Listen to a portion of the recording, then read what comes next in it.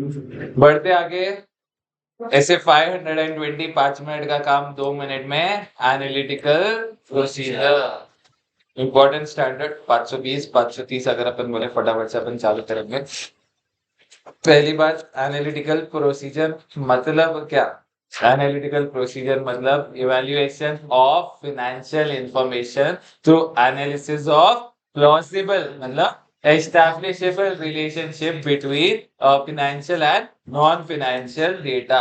और एक बार आपने एनालिटिकल प्रोसीजर लगा दिया, जो फ्लक्चुएशन है मतलब आपने जो सोचा था और एक्चुअल में जो हुआ, वो फ्लक्चुएशन को एनालाइज करना भी एक पार्ट बन जाता है आपका एनालिटिकल प्रोसीजर्स का। अच्छा, अगर अपन बोले comparison of entity with financial information with plus consideration of relation plus other procedures, ये बेसिकली आपके एनालिटिकल प्रोसीजर के टाइप बन जाते हैं। एग्जांपल्स कुछ आपको दिए गए एनालिटिकल प्रोसीजर के, पिछले साल से कंपेयर करना, बजट से कंपेयर करना, फोरकास्ट से कंपेयर करना, इंडस्ट्री के डेटा से कंपेयर करना, ये हो जाते हैं आपके एनालिटिकल प्रोसीजर। कुछ एनालिटिकल प्रोसीजर जो रिलेशनशिप वाले थे, अगर अपन बोले अमंग द, अगर अपन बोले ग्रॉस मार्जिन कंपेयर करना, payroll cost up to number of employees को कंपेयर करना, ये सब चीजें, कॉम्प्लेक्स कैलकुलेशन करना, कंसोलिडेटेड फाइनेंशियल स्टेटमेंट और इंडिविजुअल इसमें ऑडिट प्रोसीजर लगाना, ये किसका पार्ट बन जाता है? आपके एनालिटिकल प्रोसीजर का पार्ट बन जाते हैं। First question, major type of analytical procedure. यहाँ पर ये चैप्टर में भी एपी है, वो क्या है?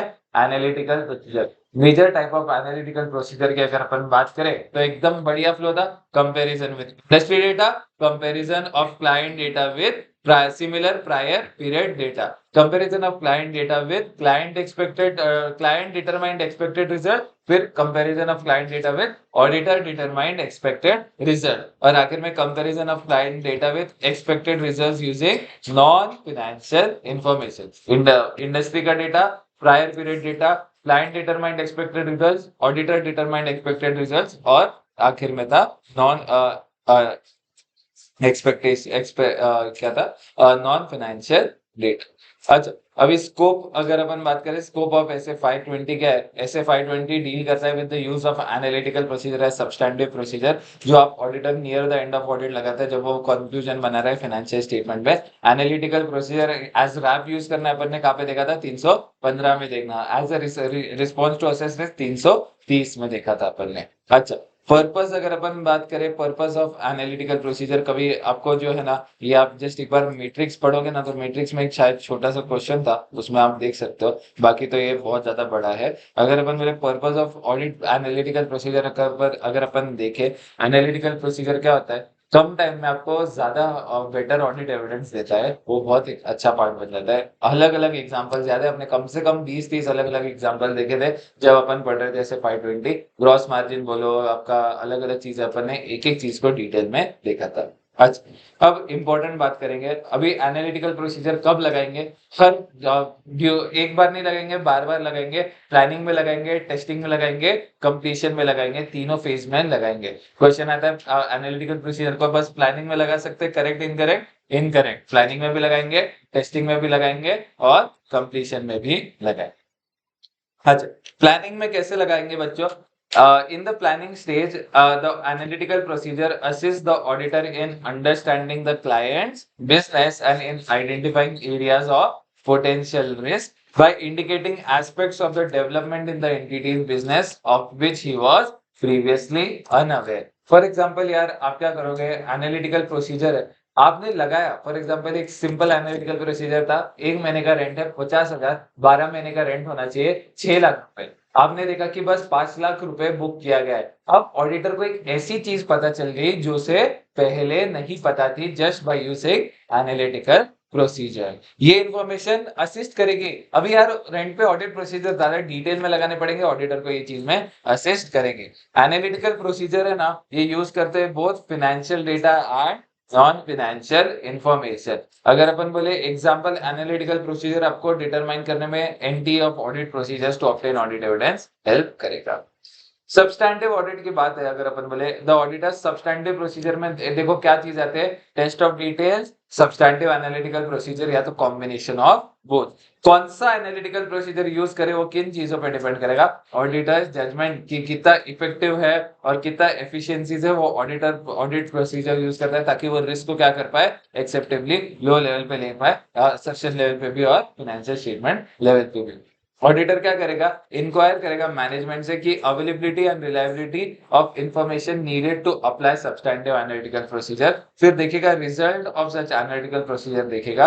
ऑडिटर क्या करेगा, यहाँ पर एनालिटिकल डेटा यूज करेगा जो मैनेजमेंट प्रोवाइड करता है और ऑडिटर देखेगा ही satisfied whether the data has been properly prepared. अब ये इंपॉर्टेंट पार्ट था और ये अगर स्टैंडर्ड बोले 80% कंटेंट एरिया में तोड़ तोड़ के हर जगह अलग अलग दिया है। अभी देखो factors to be considered for substantive audit procedures, analytical procedure ने बोला सब्सटैंटिव ऑडिट प्रोसीजर।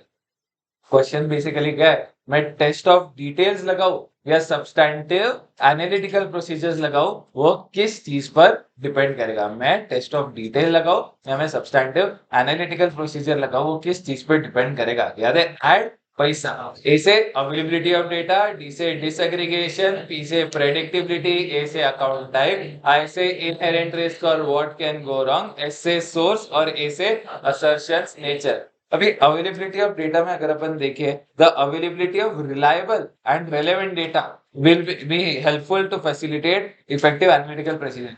जब रिलायबल डेटा है, जब रेलेवेंट डेटा है, तब जाके आप क्या कर पाओगे, अच्छे से एनालिटिकल प्रोसीजर लगा पाओगे। अगर रेलेवेंट और रिलायबल डेटा नहीं है तो कैसे लगाओगे एनालिटिकल प्रोसीजर। डिसएग्रीगेशन मतलब डेटा को कितना तोड़ सकते हैं, मतलब अगर जितना ज्यादा तोड़ सकते हो उतना वो यूजफुल रहेगा इन डिटेक्टिंग मिसस्टेटमेंट। प्रेडिक्टिबिलिटी में मतलब देखे ना, अगर अपन सब्सटैंटिव एनालिटिकल प्रोसीजर ज्यादा अप्रोप्रिएट रहेंगे जहां पर relationship between data is predictable, जैसे ट्रेड रिसीवेबल और कैश रिसीट्स के बेस में होता है, and they are reasonably to be expected to be exist and continue over time। फिर अकाउंट टाइप मतलब क्या, किसी किसी टाइप ऑफ अकाउंट के लिए ये ज्यादा यूजफुल होता है, जैसे इनकम स्टेटमेंट के अकाउंट से इस साल को पिछले साल से कंपेयर कर सकते हैं, बट बैलेंस शीट वालों को इतना ज्यादा अगर अपन बोले इतना ज्यादा नहीं यूज कर सकते क्योंकि वहां पे ज्यादा मैनेजमेंट जजमेंट लगी हुई रहती है। इस साल के सैलरी को पिछले साल से सैलरी से कंपेयर कर सकते हैं क्योंकि इन द एंड बेसिकली दोनों फॉर द ईयर है, बट इस साल मुझे चीनों से 1000 रुपए रिसीवेबल है, पिछले साल 5 लाख रुपए रिसीवेबल थे, ये सब चीजें अपन डायरेक्टली कंपेयर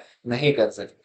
फिर सोर्स मतलब क्या, अगर अपन बोले कुछ कुछ जो सिमिलर ट्रांजैक्शंस है, रूटीन ट्रांजैक्शन है, उसके लिए एनालिटिकल प्रोसीजर बेटर रहेंगे क्योंकि वहां पे मैनेजमेंट जजमेंट नहीं है। नॉन रूटीन ट्रांजैक्शन में बेटर रहेगा अपन टेस्ट ऑफ डिटेल्स ही लगाए। और आखिर में असर्शन का नेचर, एनालिटिकल प्रोसीजर किसी असर्शन के लिए ज्यादा सुटेबल रहेगा रादर देन अदर्स। यहाँ पे अगर अपन बोले प्रेडिक्टिव एनालिटिकल प्रोसीजर जैसे डेटा एनालिटिक्स, ये अपन यूज कर सकते हैं for completeness, valuation, measurement and occurrence के लिए हम इसे यूज कर सकते हैं। ऐड पैसा, ऐसे क्या था बच्चों, ये availability of data, disaggregation, predictability, account type, inherent risk और what can go wrong, source of assertions, nature. क्या बोले चीनू, वापस बोल सारे, बोलना, ध्यान क्यों नहीं दे रहा है। अच्छा, इंपॉर्टेंट क्वेश्चन था आपके एग्जाम में आया तो एकदम बढ़िया क्वेश्चन है, आ सकता है। फैक्टर्स टू बी कंसीडर्ड कि कौन सा सब्सटैंटिव ऑडिट प्रोसीजर लगाओ, एनालिटिकल नहीं, कौन सा सब्सटैंटिव ऑडिट प्रोसीजर लगाओ। फिर अगला क्वेश्चन क्या है बच्चों, techniques available for substantive analytical procedures. क्या क्या टेक्निक है जिसके बेसिस पे दिवेश जी अपन लगा सकते हैं सब्सटैंटिव एनालिटिकल प्रोसीजर। तो 4 टेक्निक है और बहुत इंपॉर्टेंट है, बहुत बार 2 बार एग्जाम में आ चुका है, अभी तीसरी बार आने में कोई ऐसे वो डाउट नहीं है, तीसरी बार भी जरूर जल्दी आएगा। Techniques available for substantive analytical procedure, पहला है आपका ट्रेंड एनालिसिस। ट्रेंड एनालिसिस मतलब क्या करते हैं बच्चों, कॉमनली यूज टेक्निक है कि इस साल के डेटा को अपन पिछले साल के बैलेंस से कंपेयर करते हैं। ऑडिटर इवैल्यूएट करता है करंट बैलेंस ऑफ अकाउंट की क्या वो इन ट्रेंड है विद द प्रीवियस बैलेंस। और ट्रेंड एनालिसिस में अपन क्या करते हैं, एनालिसिस करते हैं fluctuation by comparing current year to prior year और अदर सेवरल ईयर्स। इस साल के डेटा को पिछले साल से कंपेयर करने को अपन क्या बोलते हैं बच्चों, ट्रेंड एनालिसिस। अगला होता है रेशियो एनालिसिस। अपन क्या करते हैं, जीपी को कंपेयर करते हैं, किसको कंपेयर करते हैं, क्रॉस प्रॉफिट रेशियो को, एसेट को, लायबिलिटी को, सबके लिए काम आता है। एसेट और लायबिलिटी को भी काम आता है और इनकम और एक्सपेंस को भी काम आता है। देखो इंडिविजुअल बैलेंस शीट का आइटम है ना, वो ज्यादा डिफिकल्ट टू प्रेडिक्ट है, इसलिए अपन क्या करेंगे, उसका रिलेशनशिप क्रिएट करेंगे विद द इनकम स्टेटमेंट के आइटम के साथ। रेशियो अपन कंपेयर कर सकते हैं इस साल के रेशियो को पिछले साल से, मतलब कंपैरिजन ओवर टाइम। इस साल ये रेशियो को अपन अलग अलग entities with in the group और इन द सेम इंडस्ट्री, इनके साथ अपन कंपेयर कर सकते हैं। रीजनेबलनेस टेस्ट मतलब क्या होता है, अभी ये जो है ना, ये पिछले साल के डेटा पे रिलाई नहीं करता है, ये रिलाई करता है नॉन फाइनेंशियल डेटा। याद है, number of student into average fees. फिर उसके बाद अगर अपन बोले यहाँ पे ये it is more applicable to income statement accounts, जो अक्रूवल और प्रीपेमेंट अकाउंट्स है उनके लिए काम आ जाता है। यहाँ पे अपन क्या करेंगे, रिव्यू करेंगे relationships of certain account balances to other balances और देख लेंगे उनका रीजनेबलनेस ऑफ अमाउंट। और आखिरी में आता है स्ट्रक्चरल मॉडलिंग। ये बेसिकली क्या है, स्टैटिस्टिकल टूल, एक स्टैटिस्टिकल टूल बनाएंगे from financial and non financial data for prior accounting periods to predict current account balance. Regression वगैरह पढ़ते थे ना, वो इस चीज में काम। Techniques available for substantive analytical procedure कितने, 4 है। Trend analysis, ratio analysis, reasonableness test और स्ट्रक्चरल मॉडलिंग। अगर अपन बोले ट्रेंड एनालिसिस मतलब इस साल को पिछले साल के डेटा से सीधा सीधा कंपेयर किया। रेशियो एनालिसिस मतलब इस साल के रेशियो को पिछले साल के रेशियो से कंपेयर किया। इंडस्ट्री के रेशियो विद इन और आउटसाइड द ग्रुप से कंपेयर किया। रीजनेबलनेस टेस्ट मतलब अपन ने क्या किया, नॉन फाइनेंशियल डेटा का यूज किया। और स्ट्रक्चरल मॉडलिंग मतलब रिग्रेशन वगैरह का एक स्टैटिस्टिकल मॉडल बना के यूज किया। ठीक है, एग्जांपल्स आपको दिए गए। अब अगला क्वेश्चन क्या है, analytical procedure as substantive test. कब कब we will use analytical procedure as a substantive test. पहली बात तो देखेंगे अपन, डिटरमाइन करेंगे suitability of a particular substantive analytical procedure for the given assertion. और इसमें अपन क्या देखेंगे, assess risk of material misstatement and test of details for the assertion. फिर अपन क्या करेंगे बच्चों, डिटरमाइन करेंगे amount of any differences of the recorded amount from the expected values that is acceptable without further investigation। मतलब क्या, यहाँ पर सिंपल बात क्या है, देखो मतलब मैंने सोचा कि मेरे हिसाब से रेंट आ रहा है 5 लाख रुपए, एक्चुअल में आया 4,90,000 रुपए, 10,000 का फर्क आ गया ना। तो आपको ये इतना अमाउंट डिसाइड करना है कि कितना अमाउंट आप एक्सेप्ट करोगे और उसमें ज्यादा वापस से चेकिंग एक्स्ट्रा नहीं करोगे। फॉर एग्जाम्पल आपने बोला 20,000, आपका अमाउंट कितना आया 10,000, तो इसमें ज्यादा चेकिंग अभी नहीं करोगे। पर आपका अगर अमाउंट आया होता आपके हिसाब से 5 लाख और इसमें आया था 4 लाख, 1 लाख रुपए का अमाउंट है ना, तो is it acceptable without investigation? No. फिर तीसरा पॉइंट क्या आएगा, डेवलप करोगे expectation of the recorded amounts और रेशियोज, और ये एक्सपेक्टेशन क्या करेक्ट है, क्या सफिशिएंटली प्रिसाइज है, व्हिच में cause the financial statements to be materially misstated. और आखिर में जो है ना, रिलायबिलिटी ऑफ डेटा चेक करोगे फॉर जिसमें की बेसिस पे ऑडिटर की एक्सपेक्टेशन अबाउट अमाउंट्स और रेशियोज देखोगे, source comparability, nature, relevance of information available और कंट्रोल्स को भी आप चेक करो। ठीक है, ये क्वेश्चन क्या था, analytical procedures to be used as substantive test. अभी अगला क्वेश्चन क्या है, suitability of a particular analytical procedure for given assertion. यहाँ पर क्या बोलता है, एनालिटिकल प्रोसीजर कब बेटर लगेंगे, जब वो लार्ज वॉल्यूम ऑफ ट्रांजैक्शंस को लगते हैं which are predictable over time. अगर अपन बोले जो application and planned analytical procedure is based on the expectation that relationships among data exist and continue in absence of conditions known to the contrary। मतलब relationship रहने चाहिए, जैसे for example number of student और average fees, इसके बीच में relationship है और वो कंटिन्यू टू मतलब लगते जाएगा, कुछ भी एक्सेप्शन नहीं होना चाहिए। However, the suitability of particular analytical procedure will depend on auditor's assessment of how effective it will be in detecting a misstatement। मतलब कितना सही रहेगा एनालिटिकल प्रोसीजर यूज करना ताकि अपन मिसस्टेटमेंट डिटेक्ट कर पाए, ये हमें देखना पड़ेगा, which may cause the financial statement to be materially misstated। कभी कभी क्या होता है, आपने प्रॉपर एनालिटिकल प्रोसीजर नहीं लगा पर अनसोफिस्टिकेटेड प्रेडिक्टिव मॉडल भी लगा दिया ना, मतलब ऐसे मैंने बोला जस्ट ऐसे रफली कैलकुलेट कर दिया ना, वो भी क्या होगा, एक सही तरीका होगा to as an effective as an analytical procedures. अलग अलग टाइप के एनालिटिकल प्रोसीजर का अलग अलग लेवल ऑफ अश्योरेंस मिलता है। कितना सूटेबल रहेगा अगर आपका analytical procedure, it will depend on the nature of assertion and the auditor's assessment of risk of material misstatement. कुछ सब्सटैंटिव एनालिटिकल प्रोसीजर भी सूटेबल रहेंगे when test of details are performed on the same assertion. ठीक है, इतना कुछ ज्यादा वो नहीं रहेगा। Reliability of data. देखो, एनालिटिकल प्रोसीजर है ना, पूरा का पूरा डेटा पे बेस्ड है। अगर इस साल का डेटा गलत हो गया, पिछले साल का डेटा गलत हो गया, कुछ भी गलत हो गया, तो एनालिटिकल प्रोसीजर से जो कंक्लूजन बनाओगे वो गलत हो जाएगा।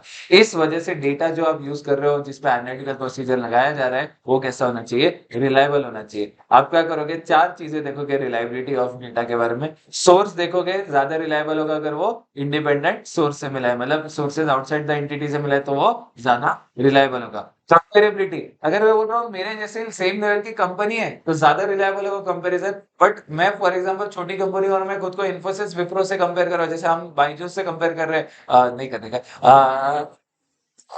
ऊपर ही है। अगर हम देखें बाकी फॉर एग्जांपल दूसरे कंपनी से कंपेयर कर रहे हैं, तो फिर वहां पर सीधा अपन कंपेयर होना चाहिए। अच्छा, फिर अभी जस्ट मैंने देखा उनके बोर्ड ऑफ डायरेक्टर्स ने रेजोल्यूशन डाली कि बाइजू रविंद्र को बाहर निकलना है अभी, ऐसा देखो। फिर उसके बाद nature and relevance of information available को अपने को देखना है। और आखिर में मतलब कितना रेलेवेंट इंफॉर्मेशन अवेलेबल है, कौन सी इंफॉर्मेशन अवेलेबल है, वो अपने को देखना पड़ेगा। उसके बेसिस पे पता चलेगा रिलायबिलिटी ऑफ इंफॉर्मेशन। और आखिर में controls over the preparation of information. देखो, कंट्रोल्स अगर अच्छे से लगाए हैं तब अपन एनालिटिकल प्रोसीजर लगा सकते हैं। कंट्रोल से ढंग से नहीं लगा हुए थे तो ढंग से एनालिटिकल प्रोसीजर नहीं लगा पाते। ठीक है, अब ये क्या है, अगला क्वेश्चन क्या है? When the auditor is using substantive analytical procedure, what matters would the auditor consider to evaluate whether the expectation is sufficiently precise? मतलब मैंने बोला, आपने किया number of student into average fees, आपके हिसाब से अमाउंट आया 10 लाख। हमें 10 लाख का नचिकेत जी जो अमाउंट है वो सही है या गलत है, ऑडिटर को कैसे पता चलेगा? हम वो देखते हैं। अच्छा, अभी इसमें 3 पॉइंट्स है। The accuracy with which the results of substantive analytical procedures can be predicted। खुद सोचो ना, देखो मैं रेंट का बोल रहा हूँ तो एकदम एक्यूरेटली प्रेडिक्ट कर सकते हैं, बट अगर मैं बोल रहा हूँ टोटल रेवेन्यू ना, तो उसको प्रेडिक्ट करने में दिक्कत आ सकती है। Degree to which information can be disaggregated, जितना ज्यादा तोड़ा जा सकता है उतना वो बेटर रहेगा फॉर एनालिटिकल प्रोसीजर। और availability of information both financial and non financial, ये 3 पॉइंट्स कंसिडर करोगे, जिसको देखकर आपको पता चलेगा जो आपने एक्सपेक्टेशन बनाई है वो सही है या गलत है। अच्छा, एक ये इंपॉर्टेंट पार्ट है, बहुत बार ये आता है, बट बच्चों ये वर्ड कोई पढ़ता ही नहीं। देखो, ऑडिट में तुमको साक्षी बोल रहा हूँ, क्वेश्चन पढ़ रहे हो ना, नीचे से पढ़, तारिक जी क्वेश्चन जब पढ़ रहे हो नीचे से पढ़ना चालू करो, मतलब नीचे की लाइन पढ़ो और उसके बाद मेन क्वेश्चन पढ़ो। मतलब ऐसे बोल रहा नहीं हूँ कि नीचे की लाइन पढ़ो और चालू हो जाओ, नहीं, पहले नीचे की लाइन पढ़ो फिर वापस से पूरा क्वेश्चन पढ़ो। अब अगर आपको एनालिटिकल प्रोसीजर दिखा ना, तो उसमें इन्वेस्टिगेटिंग वर्ड होगा ना, तो आपको ये आंसर लिखना है, investigating the results of analytical procedures. अच्छा, ऑडिटर क्या क्या, अगर मेरे को डिफरेंसेस मिल जाए, मतलब मैंने सोचा एनालिटिकल प्रोसीजर लगा के कि मैं देखो ना यार, इंडिया में अगर मैं देखो फॉर एग्जाम्पल मैं टेक कंपनी का ऑडिट करने गया, मैं टीसीएस का ऑडिट करने गया, उनका जीपी परसेंट है 50% और बाकी सब टेक जायंट्स का जीपी परसेंट है 80%। इतना ज्यादा वेरिएशन है, तो अपन क्या करेंगे? किसके मैनेजमेंट को पूछेंगे, अरे बाबू उनका 80%, तेरा 50%, किधर गया 30%? तो अपन क्या करेंगे? इंक्वायरी करेंगे मैनेजमेंट की और ऑब्टेन कर, और वो कुछ बोलेंगे ना कि हमारा ये रीजंस की वजह से कम है, तो अपन क्या करेंगे? ऑडिट एविडेंस ले लेंगे अबाउट मैनेजमेंट रिस्पॉन्सेस। और ऑडिट एविडेंस जो लेंगे ना अपन मैनेजमेंट रिस्पॉन्सेस पे, उसको फिर इवेल्युएट करेंगे। वो बोले मान नहीं लेने का, उसको इवेल्युएट करेंगे और taking into account the auditor's understanding of the entity and its environment. फिर अपन क्या करेंगे? परफॉर्म करेंगे other audit procedures as necessary in the circumstances. पहले तो अपन क्या करेंगे? इंक्वायरी करेंगे मैनेजमेंट की, उनके मैनेजमेंट के रिस्पॉन्स पूछेंगे और रिस्पॉन्स पूछने के बाद उनके जो रिस्पॉन्स है उसे इवेल्युएट करेंगे और देखेंगे, उसको इवेल्युएशन करते टाइम अपन क्या ध्यान में रखेंगे, understanding of the entity and its environment. फिर अपन परफॉर्म करेंगे other audit procedures which are necessary in the circumstances, और अपन देखेंगे कि क्या अपन need to perform other audit procedures. जो मैनेजमेंट अगर अगर मैनेजमेंट से पूछा एक्सप्लेनेशन दे ही नहीं पा रहा है, और या तो एक्सप्लेनेशन एडिक्वेट नहीं है दिवेश जी, मैनेजमेंट या तो एक्सप्लेनेशन दे ही नहीं पा रहा है, या तो जो एक्सप्लेनेशन है वो एडिक्वेट नहीं है, तो ऑडिटर क्या करेगा, auditor will perform other audit procedures.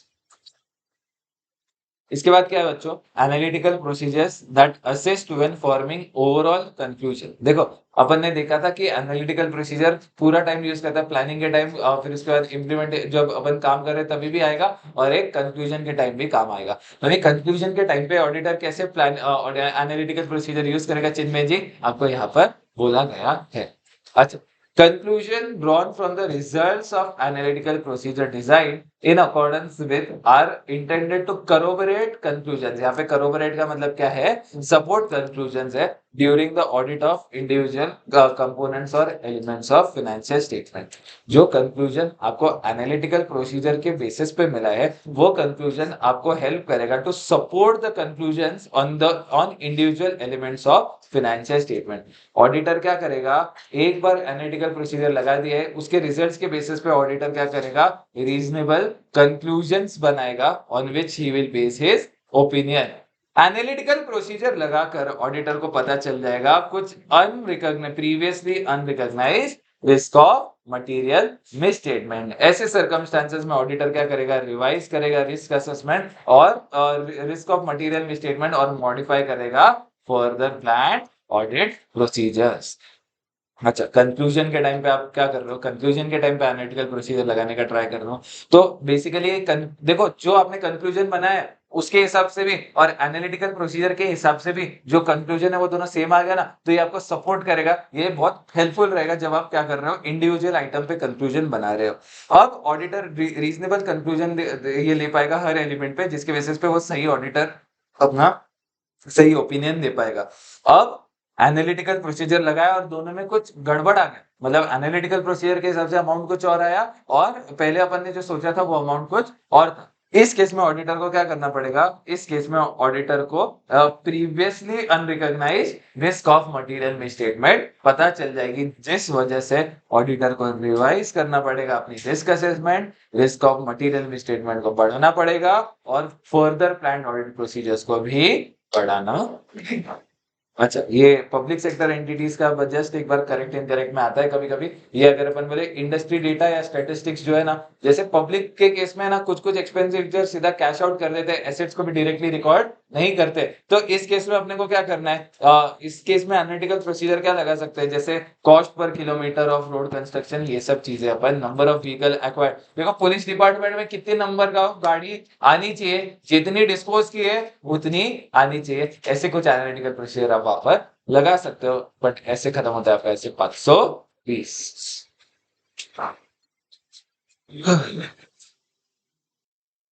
चलो बढ़ते आगे, अगला स्टैंडर्ड ऐसे 530 530। चलो ऐसे 530 ऑडिट सैम्पलिंग, कोई भी पीछे नहीं रुकेगा, जल्दी जल्दी आ गया। चलो ऐसे 530 बात करता है ऑडिट सैम्पलिंग के बारे में। स्पेशल हो गया, आ गया। हाँ नहीं क्या, सैम्पलिंग, अरे याद है क्या, ये बढ़िया क्वेश्चन कब आया था ये,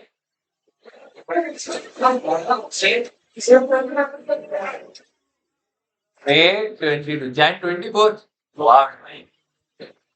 May 22 में आया था ये क्वेश्चन। अच्छा बेटा अपना अटेम्प्ट नहीं है, अपना क्या है एग्जाम।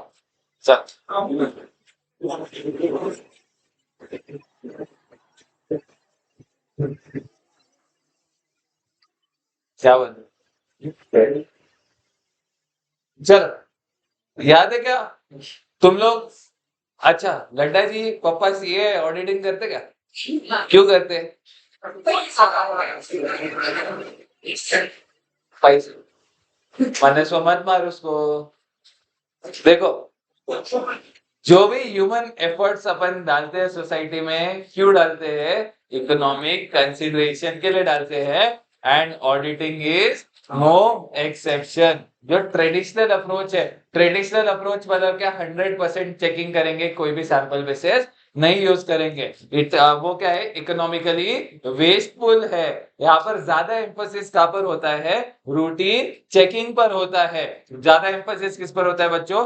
रूटीन चेकिंग पर होता है, and it is not necessary in the view of time and cost involve. क्योंकि आज जो जमाना है वो किसका जमाना है? इंटरनल कंट्रोल्स का जमाना है। जो इंटरनल कंट्रोल हम क्यों लगाते हैं? इंटरनल कंट्रोल लगाने की वजह से आपका जो रूटीन एरर्स और फ्रॉड की पॉसिबिलिटी है ना, वो बहुत ज्यादा डिमिनिश हो जाती है, because internal controls are designed by management to prevent, detect and correct frauds and errors.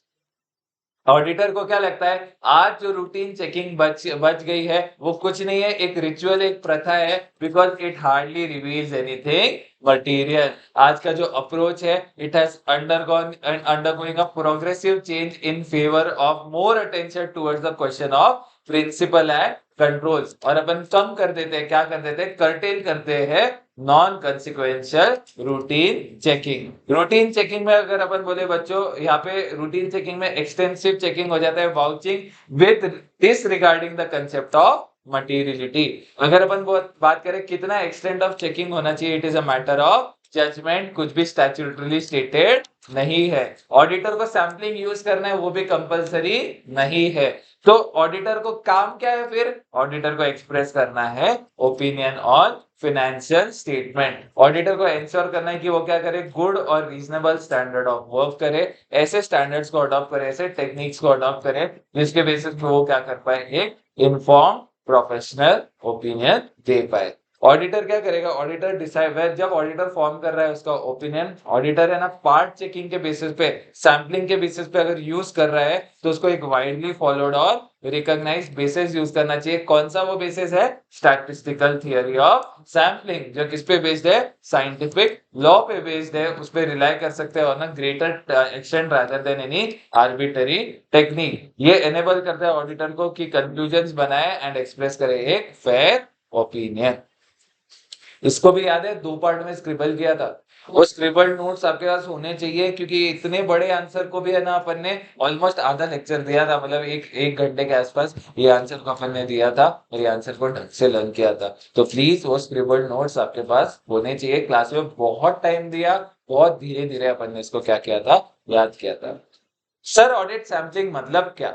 Audit sampling मतलब ऑडिट प्रोसीजर्स लगाते हैं to less than 100% of items within the population relevant under the audit such that all sampling units have equal chance of selection। ये क्यों ऐसा करते हैं? ताकि जो सैंपल्स है ना, they should be representative of the population, और जिसके बेसिस पे ऑडिटर क्या करेगा? ड्रॉ करेगा कंक्लूजन्स और देगा अपना ओपिनियन।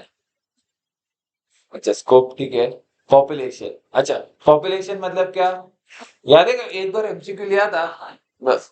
पॉपुलेशन मतलब क्या है? हाँ हाँ, एक पॉपुलेशन मतलब, फॉर एग्जांपल आपने बोला टोटल 100 आइटम है, जिसमें से आपने 10 सैंपल ले लिए, तो जो 100 आइटम्स थे उसको अपन क्या बोलते हैं?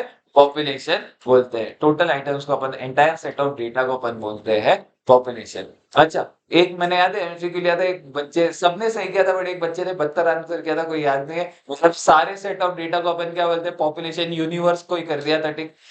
पूरे सेट ऑफ डेटा को क्या बोलते हैं अपन? पॉपुलेशन बोलते हैं, यूनिवर्स नहीं बोलते हैं, ठीक है। पॉपुलेशन क्या है? Entire set of data from which sample is selected and the auditor wishes to draw conclusion. Characteristics of population की बात करें तो वो क्या है आपका? कान मतलब कंप्लीटनेस, अप्रोप्रिएटनेस और रिलायबिलिटी। चलो, रिलायबिलिटी।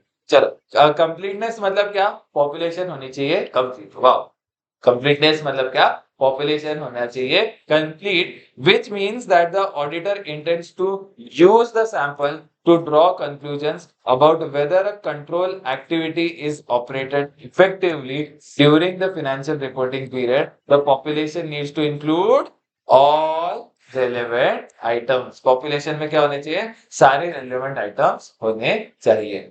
अगर पॉपुलेशन कंप्लीट है तो कंक्लूजन्स कैसे रहेंगे?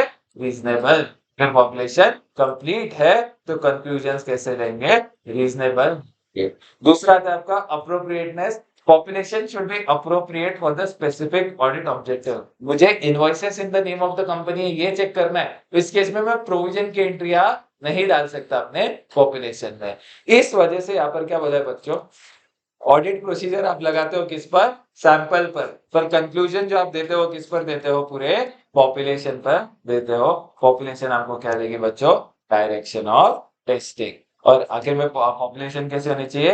रिलायबल होनी चाहिए। जो ऑडिट प्रोसीजर्स आप लगा रहे हो पॉपुलेशन पे वो सफिशिएंटली कंप्लीट और एक्यूरेट होने चाहिए। ऑडिटर को क्या चाहिए? ऑडिट एविडेंस चाहिए about the reliability of population. अगर पॉपुलेशन रिलायबल नहीं है तो sample will not B relevant for the specific audit objective. ठीक है। अब सैंपल्स मस्ट बी रिप्रेजेंटेटिव। किसके रिप्रेजेंटेटिव होने चाहिए? पॉपुलेशन के रिप्रेजेंटेटिव होने चाहिए। And not exactly the same but they must be representative. Sampling अब कब यूज कर सकते हो? टेस्ट ऑफ कंट्रोल्स के भी केस में यूज कर सकते हो और टेस्ट ऑफ डिटेल्स के भी केस में यूज कर सकते हो। दो अप्रोचेस टू सैंपलिंग होते हैं, एक होता है स्टैटिस्टिकल और दूसरा होता है आपका नॉन स्टैटिस्टिकल। स्टैटिस्टिकल सैंपलिंग की अगर अपन बात करें ये ज्यादा साइंटिफिक है। It is based on mathematical law of probability. यहाँ पे अपन क्या करते हैं, यहाँ पे पॉपुलेशन है ना, large number of similar items पे है ना, जैसे कंप्लायंस टेस्टिंग, वहां पर अपन क्या करेंगे? स्टैटिस्टिकल सैंपलिंग का यूज करेंगे। यहाँ पर ऑडिटर का कोई भी पर्सनल बायस नहीं होता है और अपन ये यूज करते हैं in case of large organisation with huge transaction. फिर दूसरा टाइप होता है आपका नॉन स्टैटिस्टिकल सैंपलिंग। यहाँ पर ऑडिटर का पर्सनल एक्सपीरियंस के हिसाब से ऑडिटर क्या करता है? ऑडिटर सिलेक्ट करता है सैंपल्स। ये ना सिंपल है बट ऑडिटर क्या डिटरमाइन करेगा? Number of pages, number of personal account, sales ledgers, purchase ledger, उसको देखेगा। Example top value items, top 10 items auditor check करेगा। अब ये ऑडिटर यहाँ पर अटेम्प्ट क्या करेगा? ऑडिटर यहाँ पे अटेम्प्ट करेगा कि वो कोई भी पैटर्न है ना एस्टैब्लिश ना करे। क्योंकि अगर हर बार पता है मैनेजमेंट को कि ऑडिटर पहले 10 पेजेस ही चेक करेगा, तो इसमें कुछ भी मैनेजमेंट पहले 10 पेजेस में गड़बड़ नहीं करेगी, 11वें पेज की गड़बड़ करना चालू करेगी। ऑडिटर को क्या करना है? एक सरप्राइज एलिमेंट लाना चाहिए फॉर सिलेक्शन। अगर अपन बोले ये क्रिटिसाइज किया जाता है, कौन से ग्राउंड पे क्रिटिसाइज किया गया? इधर it is neither objective nor scientific. ये ऑब्जेक्टिव क्यों नहीं है? ये अनबायस्ड बिल्कुल भी नहीं है और ये साइंटिफिक भी नहीं है। कितना डिग्री ऑफ ऑब्जेक्टिविटी है ना, अगर अपन बोले ऑब्जेक्टिविटी मतलब कितने अनबायस्ड रह सकते हैं ना, वो अश्योर नहीं किया जा सकता इन case of non statistical sampling. Quality can not be measured. जो क्वालिटी है ना, कितनी कैसी क्वालिटी है, इन case of non statistical sampling हम मेजर नहीं कर सकते इन case of non statistical sampling. या फिर स्टैटिस्टिकल को आप एक बार रीड कर सकते हो पर नॉन स्टैटिस्टिकल इतना ज्यादा इंपॉर्टेंट नहीं। वापस से अगर आईसीआई को बजानी है, तुम्हारी आईसीआई को चाहिए वापस 5% रिजल्ट चाहिए ना, तो अपन क्या करेंगे? आईसीआई ये क्वेश्चन आपको डालेगा। अगर आईसीआई को लगता है कि बस इस बार बहुत बच्चे पास हो रहे हैं तो वो क्या करेगा? ये क्वेश्चन आपको डाल देगा। Sampling versus traditional method of auditing. देखो 100% चेक कर लोगे तो भी क्या फायदा? तुमको तो क्या पूरा 100% गारंटी मिलने वाली है क्या? नहीं, तुमको क्या मिलेगा? अभी मैं बोलता हूँ एक रीजनेबल अश्योरेंस मिल जाएगा, एब्सोल्यूट सेटिस्फैक्शन नहीं मिलेगा। आपको क्या मिलेगा? नेसेसरी सेटिस्फैक्शन मिलेगा। नेसेसरी सेटिस्फैक्शन ही चाहिए ना, तो क्या करो? सैंपल्स पे चेक कर लो और इंटरनल कंट्रोल्स को चेक करो। जो सेटिस्फैक्शन आपको पहले मिलती थी 100% चेकिंग करके, वो सेटिस्फैक्शन को आपको अभी सैंपल्स चेक करके और इंटरनल कंट्रोल्स को चेक करके मिल जाएगी। ये आंसर ऐसा बताता है। Sampling versus traditional method of auditing. Even by undertaking 100% of checking, the auditor does not derive absolute satisfaction. इस वजह से statistical theory of sampling आ गई। जो necessary satisfaction चाहिए ना, checking only the part of the total population. Auditor को क्या मिल जाएगी? Good satisfaction मिल जाएगी by adoption of by मतलब वो क्या करेगा? कम चेकिंग करेगा अगर वो एडॉप्ट कर रहा है ये टेक्निक को इन द ऑडिट। यहाँ पे मैथमेटिकल ट्रूथ है कि कोई भी सैंपल को आप रैंडम बेसिस पे चेक करते हो तो it will reveal the features and characteristics of population. जो सेटिस्फैक्शन उसको पहले पूरी पॉपुलेशन चेक करके मिलती थी, वही सेटिस्फैक्शन उसको सैम्पलिंग चेक करके मिलेगी, provided he places reliance on the internal controls because they provide reliability of records. Sampling को आप यूज कर सकते हैं as a part of test of control, जिसमें आप थोड़े कंट्रोल्स चेक करोगे, उनका ऑपरेटिंग इफेक्टिवनेस चेक करोगे, और आप डिजाइन करोगे sample size for test of detail. देखो कंट्रोल्स बढ़िया है तो टेस्ट ऑफ डिटेल का सैंपल साइज कम, कंट्रोल्स ढंग से काम नहीं कर रहे तो टेस्ट ऑफ डिटेल्स का सैंपल साइज ज्यादा। अगर इंटरनल कंट्रोल इफेक्टिवली चल रहा है तो अपन क्या करेंगे, कम सैंपल्स। इंटरनल कंट्रोल खराब है तो अपन क्या करेंगे, ज्यादा सैंपल लेंगे। अभी डिसीजन के मैं क्या करूं, स्टैटिस्टिकल यूज करूं या नॉन स्टैटिस्टिकल सैम्पलिंग करूं, it is a matter of auditor's judgement. पर मैंने क्या किया, however sample size is not a valid criteria to distinguish between the approach. नया ने मैडम गए ऑडिट करने, उन्होंने दोनों अप्रोच लगाए, स्टैटिस्टिकल में 100 सैंपल है और नॉन स्टैटिस्टिकल में 50 सैंपल है। वो बोले नॉन स्टैटिस्टिकल में कम आए ना, मैं नॉन स्टैटिस्टिकल के बेसिस पर चेक करूंगी, ऐसा नहीं चलेगा। चलो, अब factors to be considered to decide the extent of checking. कितना चेकिंग करें अपन, सैंपलिंग का यूज करें, वो आपको यहाँ पर बताए। वापस से कुछ देखोगे सेम ही मिलेगा आपको, size of the organisation under audit, state of internal control, adequacy and reliability of books and records, tolerable error range और डिजायर्ड डिग्री ऑफ कॉन्फिडेंस। क्या साइज है, size of the organisation under audit, state of the internal control, adequacy and reliability of books and records, tolerable error range और desired degree of confidence. एक important question यहाँ पे आता है, advantages of statistical sampling. कितना देखो पहली बात तो स्टैटिस्टिकल सैम्पलिंग का एक एडवांटेज क्या है, the amount of testing does not increase in proportion to the increase in population. अब आप क्या कर पाओगे, मिनिमम सैंपल साइज आप निकाल पाओगे with the specified risk and precision. आप क्या करोगे, एक कैलकुलेटेड रिस्क का मीन्स आपको यहाँ पर मिल जाएगा, जिस वजह से आपका सैंपल सिलेक्शन क्या हो जाएगा, ज्यादा ऑब्जेक्टिव हो जाएगा, देयरबाय मोर डिफेंसिबल। अगर अपन बोले ना, ये जो स्टैटिस्टिकल सैम्पलिंग है ना, it is more scientific without personal bias. ये इवेल्युएट करोगे और प्रोजेक्ट करोगे इन अ रिलायबल वे। और आखिर में जो नॉन सैम्पलिंग एरर्स है, जैसे प्रोसेसिंग और क्लेरिकल मिस्टेक्स है ना, क्योंकि आप ज्यादा नंबर ऑफ सैंपल चेक नहीं कर रहे हो, वो इतने ज्यादा नहीं होते। ये क्या थे advantages of statistical sampling.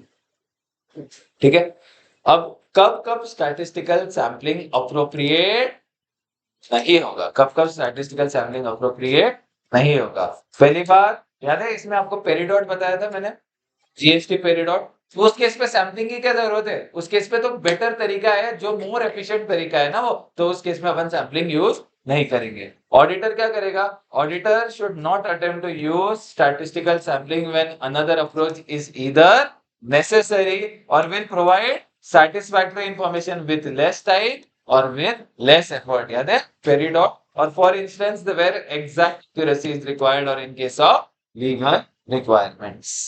Sampling process आपको बोला है, पहले आप सैंपल डिजाइन करोगे, सैंपल साइज सोचोगे, सैंपल मेथड देखोगे, सैंपल्स पे ऑडिट प्रोसीजर लगाओगे, सैंपल में गलतियां दिखोगे, सैंपल की गलतियों के बेसिस पे पॉपुलेशन की गलतियां को प्रोजेक्ट करोगे और इवेल्युएट करोगे रिजल्ट्स ऑफ सैंपल। ये स्टैंडर्ड में सबसे ज्यादा बार कोई क्वेश्चन आया है, the mostest important question of this standard अगर अपन बोले आज तक जो रहा है, वो है सैम्पलिंग रिस्क। हर अल्टरनेट अटेम्प्ट में आईसीआई को लगता है कि यार पूछ लेते हैं सैम्पलिंग रिस्क आखिर होता क्या, पिछले वाले में नहीं आया था, तो आप सोच सकते हो कि आपके इसमें देखने मिल सकता है कि what is sampling risk. Sampling risk मतलब क्या, अगर अपन देखें यहाँ पर, the risk that the auditor's conclusion based on samples may be different if the entire population was subjected to the same audit procedure।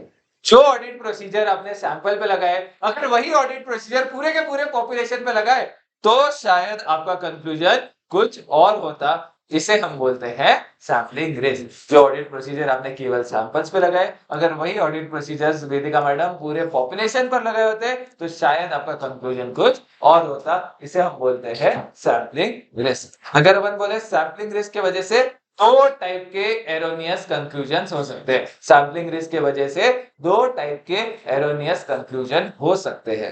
आपको लग रहा है कि टेस्ट ऑफ कंट्रोल इफेक्टिव है, बट एक्चुअल में वो इफेक्टिव नहीं है। आपको लगता है मटेरियल मिसस्टेटमेंट नहीं है, पर एक्चुअल में मटेरियल मिसस्टेटमेंट है। इस वजह से क्या हो जाएगा, पहली बात तो ये अफेक्ट करेगा ऑडिट की इफेक्टिवनेस, और ऑडिटर क्या दिए बैठेगा, inappropriate audit opinion because of own reliance on internal controls. दूसरा टाइप यहाँ पर क्या है, टेस्ट ऑफ कंट्रोल्स कम इफेक्टिव लग रहे हैं ऑडिटर को, बट एक्चुअल में वो बहुत ज्यादा इफेक्टिव है। या तो ऑडिटर को लग रहा है मटेरियल मिसस्टेटमेंट है, बट एक्चुअल में मिसस्टेटमेंट नहीं है। इस केस में ना ऑडिटर गलत ओपिनियन नहीं देगा, ऑडिटर को क्या करना पड़ेगा, डबल चेकिंग करने का पड़ेगा, ऑडिटर को बहुत ज्यादा चेकिंग करना पड़ेगा, ताकि उसको पता चले जो पहले उसका कंक्लूजन था वो गलत था, उसे पता चले। यहाँ पे क्या है, और this will lead to additional work to establish that initial conclusions were incorrect. This is because of under reliance on test of controls. यहाँ पे जो रिस्क है, ऑडिटर जो गलत ओपिनियन देगा उसकी बहुत कम है, बिकॉज बट यहाँ पे है ना ऑडिटर को बहुत ज्यादा चेकिंग करना पड़ेगा, विच इज टाइम। अच्छा, दूसरा आता है बच्चों यहाँ पर पार्ट नॉन सैम्पलिंग रिस्क का। सैम्पलिंग रिस्क छोड़ के बाकी सब क्या होता है Divesh ji, non sampling risk. For example मैंने क्या किया, लड्डा जी को भेजा कि आप क्या करो, आप सैंपल्स को चेक करो, बट वो किसी ने फोन पे बात करते करते क्या कर रहे हैं, सैंपल्स को चेक कर रहे हैं। तो इस केस क्या, फॉर एग्जाम्पल वो अपने मम्मी से बात करते करते वो क्या कर रहे हैं, सैंपल्स को चेक कर रहे हैं। तो इस केस में ना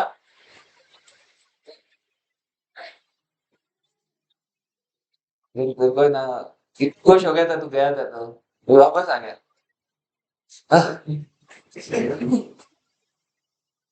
देखो, चल चल, नॉन सैम्पलिंग रिस्क में क्या आते हैं Aryan, human mistakes, misinterpreting the, अरे हंस क्यों रहे हो तुम लोग, misinterpreting the sample result, applying audit procedures not appropriate to the objectives of audit, relying on erroneous information। ये सब क्या होते हैं बच्चे आपके नॉन सैम्पलिंग रिस्क जिसके बेसिस पे एरोनियस कंक्लूजन दो for any reason not related to sampling risk, जिसमें आपके ये सब चीजें आ जाते हैं। ठीक है, अब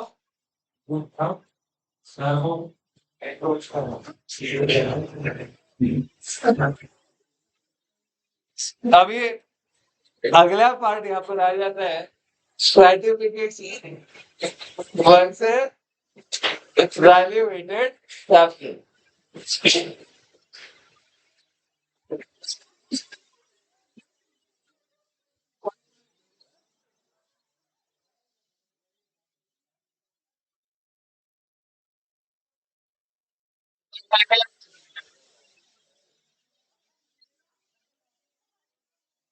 मैं तो बात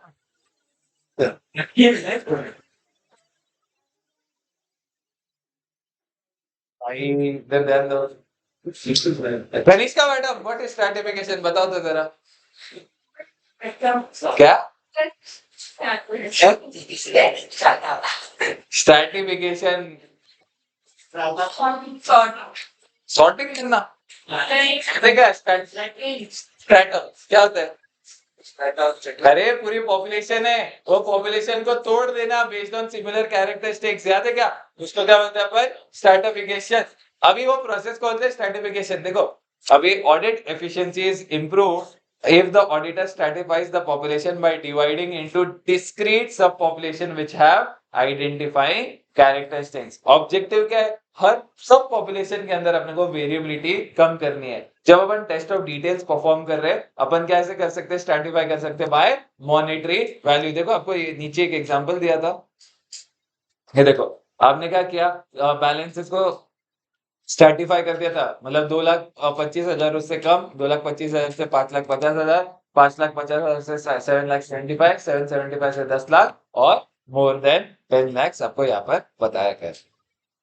ठीक है, अब ये स्ट्रैटिफिकेशन का अगर अपन बोले फायदा क्या है, जो वेरिएबिलिटी है ना with in the sub population वो रिड्यूस हो जाती है। अब अगर अपन बोले अपन क्या करेंगे, the objective of stratification is to reduce the variability of item within each stratum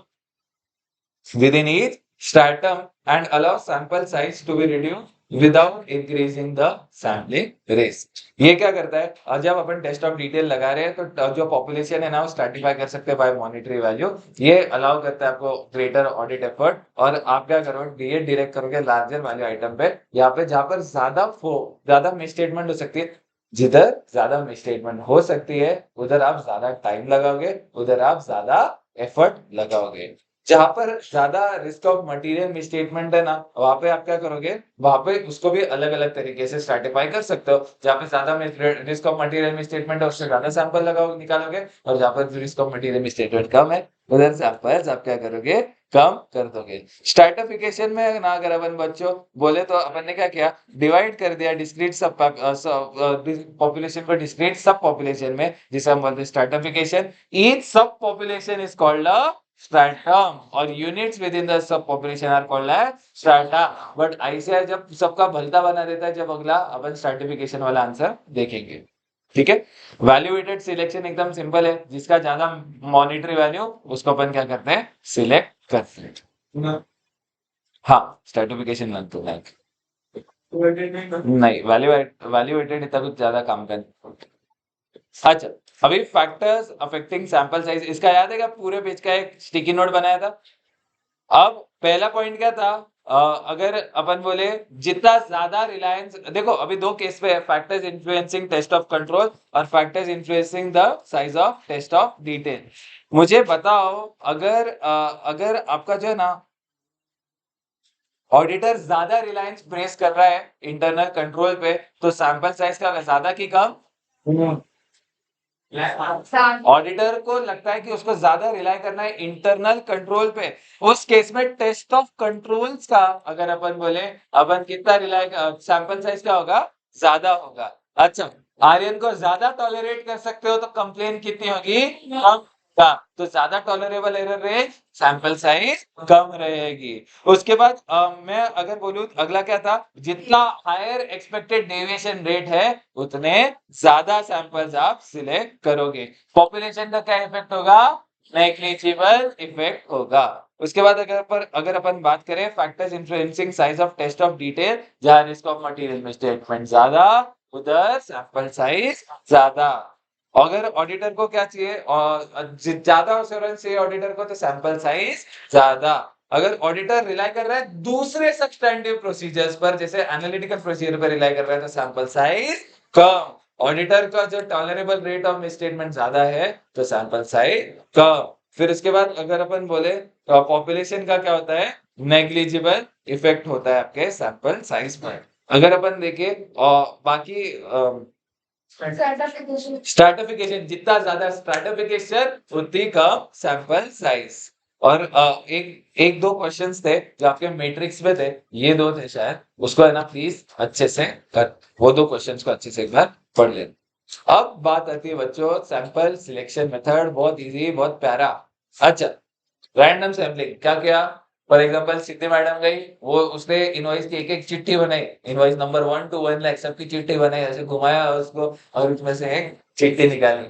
वो हाउसी खेलते ना, हाउसी 5757 वैसे इसने किया फॉर एग्जांपल। ऐसा जो होता है, ऐसा जो सैम्पलिंग होता है उसको अपन क्या बोलते हैं, रैंडम सैम्पलिंग। बट आज के जमाने में वो कंप्यूटर जनरेटेड रैंडम टेबल से कर सकते हैं। हाँ, Siri tell me a number, okay सब बोलते हैं, ओके।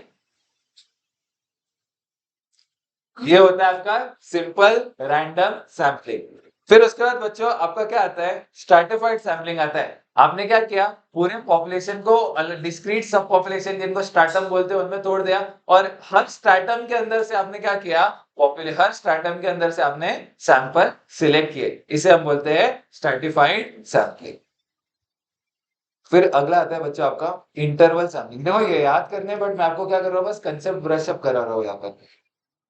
इंटरवल सैम्पलिंग मतलब क्या होता है बच्चों, याद है क्या, फॉर एग्जांपल आपके पॉपुलेशन में 500 यूनिट है, पॉपुलेशन में कितने यूनिट है, 500 यूनिट है।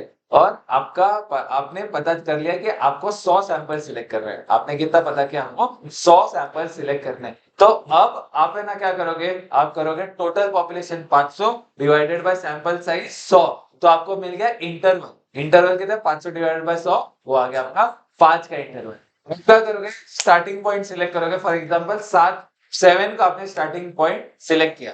अब हर 7 के बाद हर पांचवी इनवॉइस को सिलेक्ट करोगे, मतलब 7th हो गया, 12th हो गया, 17th हो गया, 22 हो गया, 27 हो गया, फिर उसके बाद 32 हो गया। ऐसे क्या करोगे? आप चेक करते जाओगे। इस सैम्पलिंग को अपन क्या बोलते हैं बच्चों? इंटरवल सैम्पलिंग या सिस्टमैटिक सैम्पलिंग बोलते हैं। मॉनिटरी सैम्पलिंग मतलब क्या होता है बच्चों? मॉनिटरी सैम्पलिंग मतलब होता है बेसिकली जिसका ज्यादा अमाउंट है उसको ज्यादा वेट देंगे और उनको ज्यादा सिलेक्ट करेंगे। हफादार सैम्पलिंग मतलब कोई ऐसे रैंडम टेक्निक भी नहीं, मतलब अगर अपन बोले कुछ भी एकदम फालतू टेक्निक, उधर गाड़ी का नंबर 420 जा रहा था तो आपने इनवॉइस नंबर क्या कर दी? 420 सिलेक्ट कर दी। आर्यन से पूछा कि आर्यन बेटा आपका मोबाइल नंबर क्या है? 9891 कुछ भी आ गया ऐसे, तो हर एक मोबाइल नंबर उसके हर 3-3 डिजिट का क्या किया? बने सैंपल ले लिया। कुछ भी आर्बिट्री टेक्निक एकदम फालतू टेक्निक है उसको अपन क्या बोलते हैं? हफादार सैम्पलिंग। और आखिर में आता है आपका ब्लॉक सैम्पलिंग। अच्छा, ब्लॉक में क्या होता है? आप क्या करते हो? इनवॉइसेस गुच्छों में सिलेक्ट करते हो। ब्लॉक मतलब क्या? गुच्छा। मतलब फॉर एग्जांपल फर्स्ट 50 इनवॉइसेस ले लिए, मिडिल 50 इनवॉइसेस ले लिए, कोई भी, मतलब आपने क्या किया? जो लास्ट के इनवॉइसेस है, लास्ट इनवॉइसेस में से थोड़े, मतलब लास्ट 50 इनवॉइसेस ऐसे आपने इनवॉइसेस लिए ना, मतलब एक ब्लॉक ले लिया पूरा, पूरा का पूरा आपने क्या किया? ब्लॉक ले लिया। उसको अपन क्या बोलते हैं? ब्लॉक सैम्पलिंग बोलते हैं। आपने क्या किया? जैसे इधर एग्जांपल क्या है? 200 इनवॉइसेस आपने एक साथ ले लिए, 50 ले लिए, मतलब आप क्या, एक फॉर एग्जांपल 1 to 1000 है ना, तो 1000 में से आपने 400 to 500 पूरा ब्लॉक सिलेक्ट कर दिया। इससे हम क्या बोलते हैं? ब्लॉक सैम्पलिंग बोलते हैं। बट ये भी है ना, कभी भी it would rarely be an appropriate sampling technique. अब बात क्या आती है बच्चों? आप कैसे परफॉर्म, ये आपको ब्रशअप हो गया ना, आप घर पे पढ़ पाओगे ना अभी ये इजीली। इसका है ना 530 का रिवीजन वीडियो भी डिटेल में है आपके, जो क्यूआर स्कैन करते हो ना, क्यूआर स्कैन करके एकदम इजीली मिल जाएगा। अच्छा, परफॉर्मिंग ऑडिट प्रोसीजर्स। अभी अगर अपन बात करें,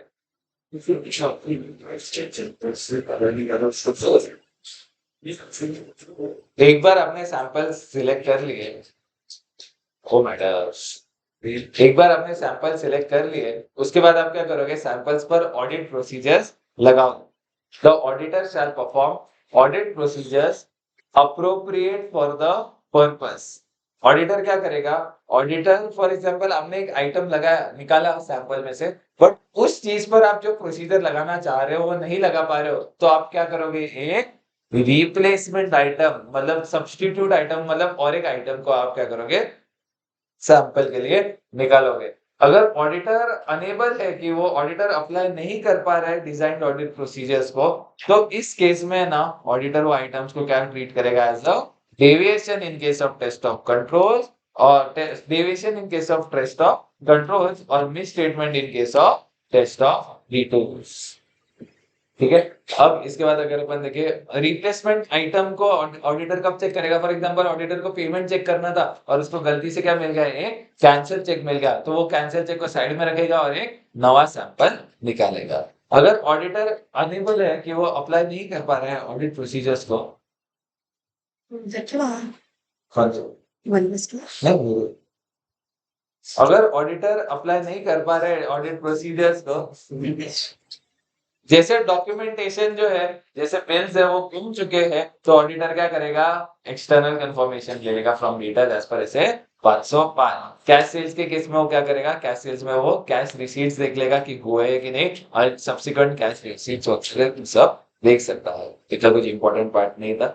अब अगर अपन बोले ना, यहाँ पर ये जो पार्ट है आपका क्या हो चुका था? हाँ,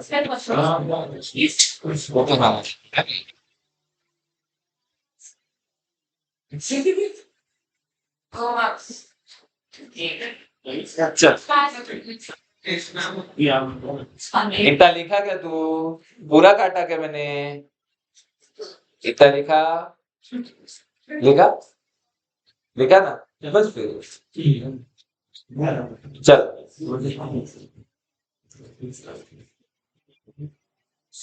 अच्छा, इंपॉर्टेंट पार्ट है बच्चों ये प्रोजेक्टिंग में स्टेटमेंट बहुत लोग गलती करते थे।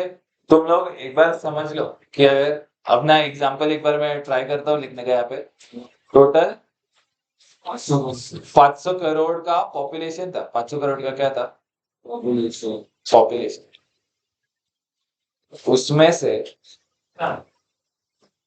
100 करोड़ का आपने क्या किया सैंपल सिलेक्ट किया और बाकी 400 करोड़ क्या है रिमाइंडर।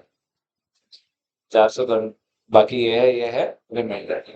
अभी 100 करोड़ में से आपको मिली 10 करोड़ में गलती।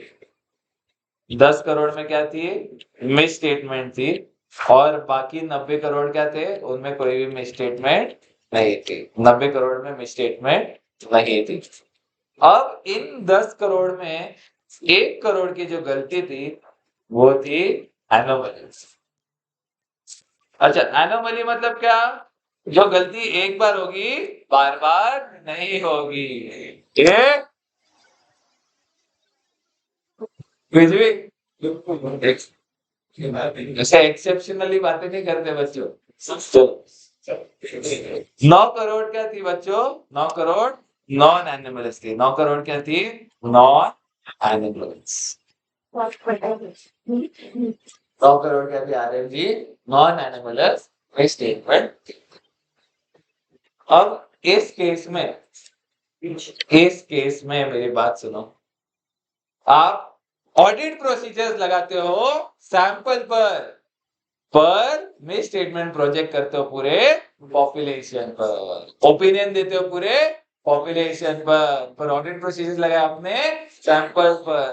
तो इस केस में अपने को देखना है सैंपल्स की गलतियों के बेसिस पे आपको देखना है पूरे पॉपुलेशन में कितनी गलती होगी। सैंपल्स में जितनी गलती हुई है उसको देख के आपको क्या करना है पॉपुलेशन में कितनी गलती होगी वो आपको अंडरस्टैंड करना है। क्या हंस रहे तुम लोग। अच्छा अब इस केस में मैंने क्या बोला मेरे सैंपल्स कितने परसेंट सिलेक्ट किए मैंने बच्चों 20%।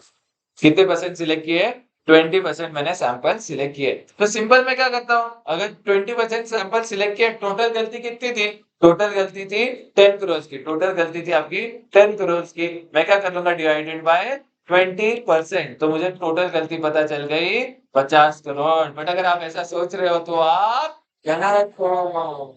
तो जो अब अगर अपन देखें पहली बात तो 1 करोड़ की गलती बार बार होगी क्या नहीं 1 करोड़ की गलती तो बस एक ही बार हुई है। तो इस केस में अपन क्या करेंगे 9 करोड़ जो गलती बार बार होती है वो उसको डिवाइड करेंगे बाय 20%। वो आ गया आपका 45 करोड़। पर वो गलती अभी तक सुधरी ही नहीं है। वो गलती जो है अभी तक मैनेजमेंट ने क्या किया है अनकरेक्टेड है। तो इस केस में जब ओपिनियन दे रहे हो तो क्या वो गलती को कंसिडर करोगे हाँ करेंगे। तो 45 करोड़ प्लस 1 करोड़ कितना आ गया आपका 6 करोड़। अच्छा अभी एक बार देखते हैं यहाँ पर बोला projecting the misstatement. The auditor is required to project misstatement for the population to obtain a broad view of the scale of misstatement, but this projection may not be sufficient to determine an amount to be recorded. अपन ने एक approximate amount निकाला है exact amount जो financial statement में record होगा वो हमें नहीं पता। When a misstatement has been established as an anomaly, it is excluded when projecting the misstatement to the population। जब अपन ने क्या किया बच्चों जब हमने पूरे पॉपुलेशन की मिसस्टेटमेंट फाइंड आउट की तब अपन ने 10 करोड़ कंसीडर किया कि 9 करोड़ 9 करोड़ कंसीडर किया। तो मतलब अपन ने क्या किया एनिमलिस मिसस्टेटमेंट को बाजू में हटा दिया। फिर however the effect of such misstatement if uncorrected should be considered in addition to the projection of non animals misstatement. अगर हिरण जी भले ही ये गलती अभी तक करेक्ट नहीं की गई हो आपको क्या करना पड़ेगा अगर ओपिनियन देते टाइम आपको 45 करोड़ तो कंसीडर करना ही है पर साथ ही साथ 1 करोड़ की एनिमलस मिसस्टेटमेंट को भी कंसीडर करना पड़ेगा। टेस्ट ऑफ डिटेल्स के केस में ना द ऑडिटर को प्रोजेक्ट करना पड़ेगा कि ये misstatement found in the sample और पॉपुलेशन का करना पड़ेगा। तो टेस्ट ऑफ कंट्रोल्स में जो गलती का रेट आपके सैंपल्स में था वही गलती का रेट आपके पॉपुलेशन में मान लिया जाएगा। और आखिर में इवेल्युएट करते हैं अपन results of audit sampling.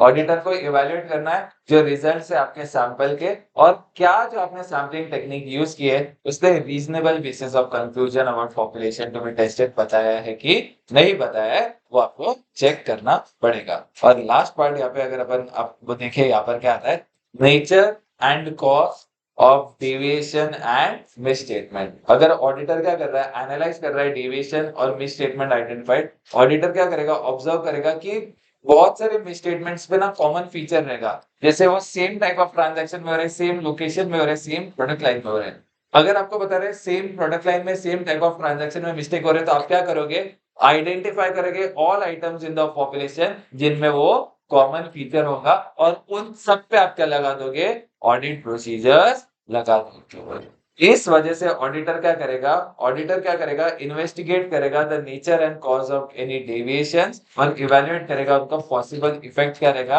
On the purpose of audit procedures and other area of audit.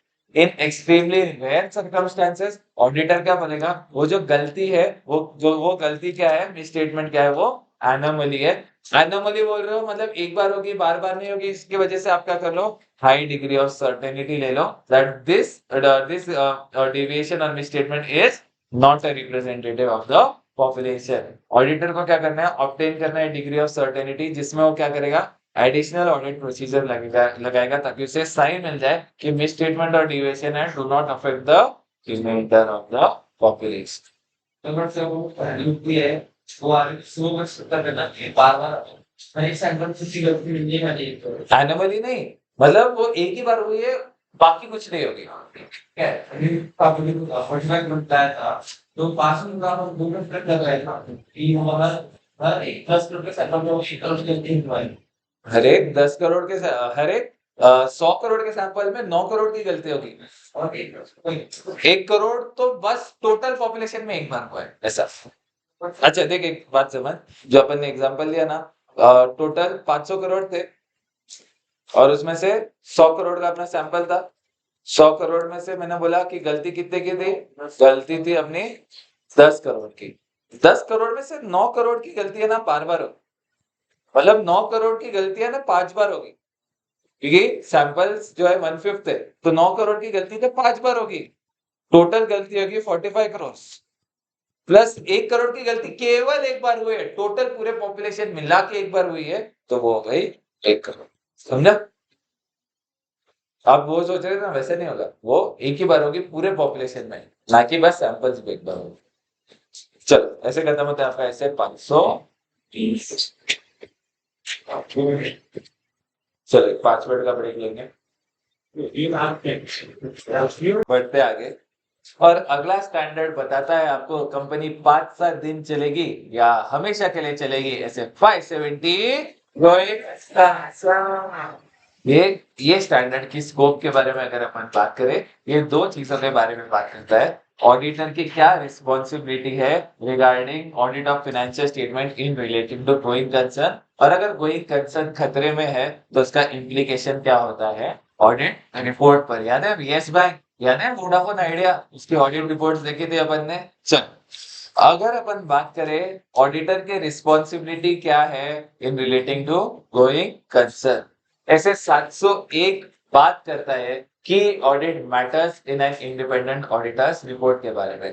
ऐसे 701 बोलता है गोइंग कंसर्न खुद में ही एक की ऑडिट मैटर है, बट फिर भी जो रिपोर्टिंग होएगी की ऑडिट मैटर्स में, वो अगर अपन बात करें गोइंग कंसर्न का रिपोर्टिंग हमेशा अलग से ही होगा and it will not be treated as a key audit matter. अच्छा going concern basis of accounting, आप बचपन से पढ़ते आ रहे हो 3 फंडामेंटल असम्पशन अकाउंटिंग असम्पशंस क्या है, गोइंग कंसर्न, कंसिस्टेंसी और प्रूवन। गोइंग कंसर्न एक अगर अपन बोले गोइंग कंसर्न एक फंडामेंटल अकाउंटिंग असम्पशन है। अगर अपन बात करें गोइंग कंसर्न मतलब क्या, फाइनेंशियल स्टेटमेंट्स एक एंटिटी के इस तरीके से प्रिपेयर किए जाते हैं कि जो एंटिटी है ना वो कंटिन्यू करेगी इस operation in the foreseeable future. General purpose financial statement जो बनाए जाते हैं उसे ये दिमाग पे रखकर बनाया जाता है कि जो एंटिटी है ना वो going concern basis of accounting use करेगी, अनलेस अनलेस इन केसेस में जो फाइनेंशियल स्टेटमेंट है गोइंग कंसर्न बेसिस पे नहीं बनाए जाएंगे। पहली बात, मैनेजमेंट क्या कर रही है, इंटेंट कर रही है कि वो जो ऑपरेशन है उसको लिक्विडेट कर देगा या सीज कर देगा, या तो management has no realistic alternative but to do so. मतलब मैनेजमेंट के हाथ में नहीं है, रिजोल्यूशन आपका पास हो चुका है इंसॉल्वेंसी बैंक्रप्सी कोड में, तो भी आपको धंधा बंद करना ही पड़ेगा। इन दोनों केसेस में जो फाइनेंशियल स्टेटमेंट है ना वो गोइंग कंसर्न बेसिस में नहीं बनाए गए। ऑब्जेक्टिव क्या है, objective of this of auditor relating to going concern, auditor को साइन लेना है कि जो मैनेजमेंट जो going concern basis of accounting use कर रहा है वो अप्रोप्रिएट है या नहीं। ऑडिटर को क्या करना है, जो ऑडिट एविडेंस मिला है उसके बेसिस पे कंक्लूड करना है whether material uncertainty exists which may cast a significant doubt on the material uncertainty exists relating to events or conditions that may cast a significant doubt on the entity's ability to continue as a going concern। और इसके बाद to report in accordance with SAs. तो auditor का अगर अपन बात करें, auditor का ऑब्जेक्टिव क्या है, ऑडिटर को साई लेना है on the appropriateness of management use of going concern basis of accounting, conclude करना है कि जो ऑडिट एविडेंस ऑब्टेन्ड है उसको देखकर कंक्लूड करना है कि whether material uncertainty exist relating to events और conditions that may cast a significant doubt on the entity's ability to continue as a going concern। और इसके बाद ऑडिटर क्या करेगा, report in accordance with this ऐसे। अगर अपन बात करें रिस्पॉन्सिबिलिटीज ऑफ द ऑडिटर, वापस से ये दोनों सेम चीजें आ गई। ऐसे 200 बोलता है क्या, ऐसे 200 बोल सकता है कि पोटेंशियल इफेक्ट जो है ना inherent limitations of auditor's ability to detect material misstatement is greater for future events. Simple सी बात यहाँ पर बोली गई है बच्चों कि ऑडिटर है ना, अगर ऑडिटर ने गोइंग कंसर्न अप्रोप्रिएट मानकर रिपोर्ट नहीं किया है किसी चीज गोइंग कंसर्न के ऊपर, मतलब ऑडिटर ने रिपोर्ट किया कुछ भी नेगेटिव रिपोर्ट नहीं किया है गोइंग कंसर्न के ऊपर, क्या ये गारंटी है मतलब कंपनी चलते ही जाएगी? नहीं, it can not be viewed as a guarantee. Absence of going material uncertainty relating to going concern का पैराग्राफ उसको गारंटी जैसे कभी भी माना नहीं जा सकता है। फिर उसके बाद क्या है, रिस्क असेसमेंट प्रोसीजर्स है रिलेटेड एक्टिविटीज। अगर अपन बात करें रिस्क असेसमेंट प्रोसीजर्स और रिलेटेड एक्टिविटीज के बारे में, तो ऑडिटर क्या देखेगा, वेदर इवेंट्स और ये देखो ये तो आपकी बेस्ट लाइन है स्टैंडर्ड की, वेदर इवेंट्स और conditions exist that may cast a significant doubt on the entity's ability to continue as a going concern. Auditor ये करते टाइम क्या करेगा, ऑडिटर देखेगा मैनेजमेंट ने क्या ये प्रिलिमिनरी असेसमेंट वो किया है कि नहीं, प्रिलिमिनरी असेसमेंट किया है कि नहीं कि एंटिटी गोइंग कंसर्न है या नहीं। या तो मैनेजमेंट ने असेसमेंट किया होगा कि हम गोइंग कंसर्न है, या मैनेजमेंट ने असेसमेंट नहीं किया होगा कि हम गोइंग कंसर्न है। अगर मैनेजमेंट ने असेसमेंट कर दिया है तो ऑडिटर क्या करेगा, वो असेसमेंट को डिस्कस करेगा विद मैनेजमेंट और डिटरमाइन करेगा कि क्या जो मैनेजमेंट ने आइडेंटिफाई किए इवेंट्स और कंडीशंस दैट इंडिविजुअली और collectively may cast significant doubts on the entity's ability to continue as a going concern, और अगर ऐसा है तो मैनेजमेंट उसे कैसे एड्रेस करना चाहता है। यहाँ पर क्या बोला है, अगर असेसमेंट परफॉर्म कर लिया मैनेजमेंट ने तो ऑडिटर डिस्कस करेगा उस असेसमेंट को मैनेजमेंट के साथ और डिटरमाइन करेगा क्या जो इवेंट्स आइडेंटिफाई किए हैं वो कलेक्ट इंडिविजुअली और कलेक्टिवली क्या करते हैं, सिग्निफिकेंट डाउट डालते हैं on the entity's ability to continue as a going concern. अगर ऐसा है तो मैनेजमेंट के क्या को एड्रेस करने के लिए वहां पर बताए गए। अगर अभी तक मैनेजमेंट ने असेसमेंट परफॉर्म नहीं किया है तो ऑडिटर डिस्कस करेगा, असेसमेंट तो परफॉर्म किया नहीं है तूने, किस बेसिस पे तू बोल सकता है कि मैं गोइंग कंसर्न हूं। अगर असेसमेंट अभी तक परफॉर्म नहीं किया है तो आप बेसिस बता दो कि किस बेसिस पे आपने क्या किया है, going concern basis of accounting को यूज किया है। और इसके साथ ही साथ मैनेजमेंट से पूछ लो, इंक्वायर कर लो मैनेजमेंट से कि कोई इवेंट्स और कंडीशंस एग्जिस्ट करते हैं that may cast a significant doubt on the entity's ability to continue as a going concern। Auditor क्या करेगा, ऑडिटर रिमेन अलर्ट रहेगा थ्रू आउट द ऑडिट, तो जिसके बेसिस पे उसको क्या पता चल जाए इवेंट्स और कंडीशंस। अब अगर अपन बोले ऑडिटर रिमेन अलर्ट रहेगा throughout the audit for audit evidence of events और condition that may cast a significant doubt on the entity's ability to continue as a going concern. जैसे 315 का होता है, ऑडिटर को क्या करना है, रिवाइज करना है ऑडिटर का रिस्क असेसमेंट और मॉडिफाई करना है further planned audit procedures when additional audit evidence is obtained during the course of audit and that affects the auditor's assessment of risk. कुछ कुछ इंडिकेटर्स आपको बोले गए थे, आपको मैंने बोला था फाइनेंशियल इंडिकेटर और ऑपरेशनल इंडिकेटर। ये सब चीज अगर आपकी कंपनी में आ रहे तो घर पे जाएगा, बता इसके बाद आपका गोइंग कंसर्न खतरे में आ जाएगा। क्या बोल रहे लड्डा? डोरेमोन नहीं, कौन बोला डोरेमोन क्या है?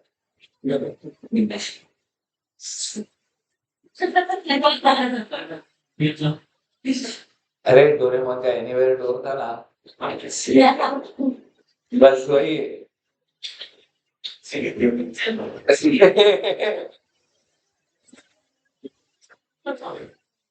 चल, एक बस बस बस बस बस।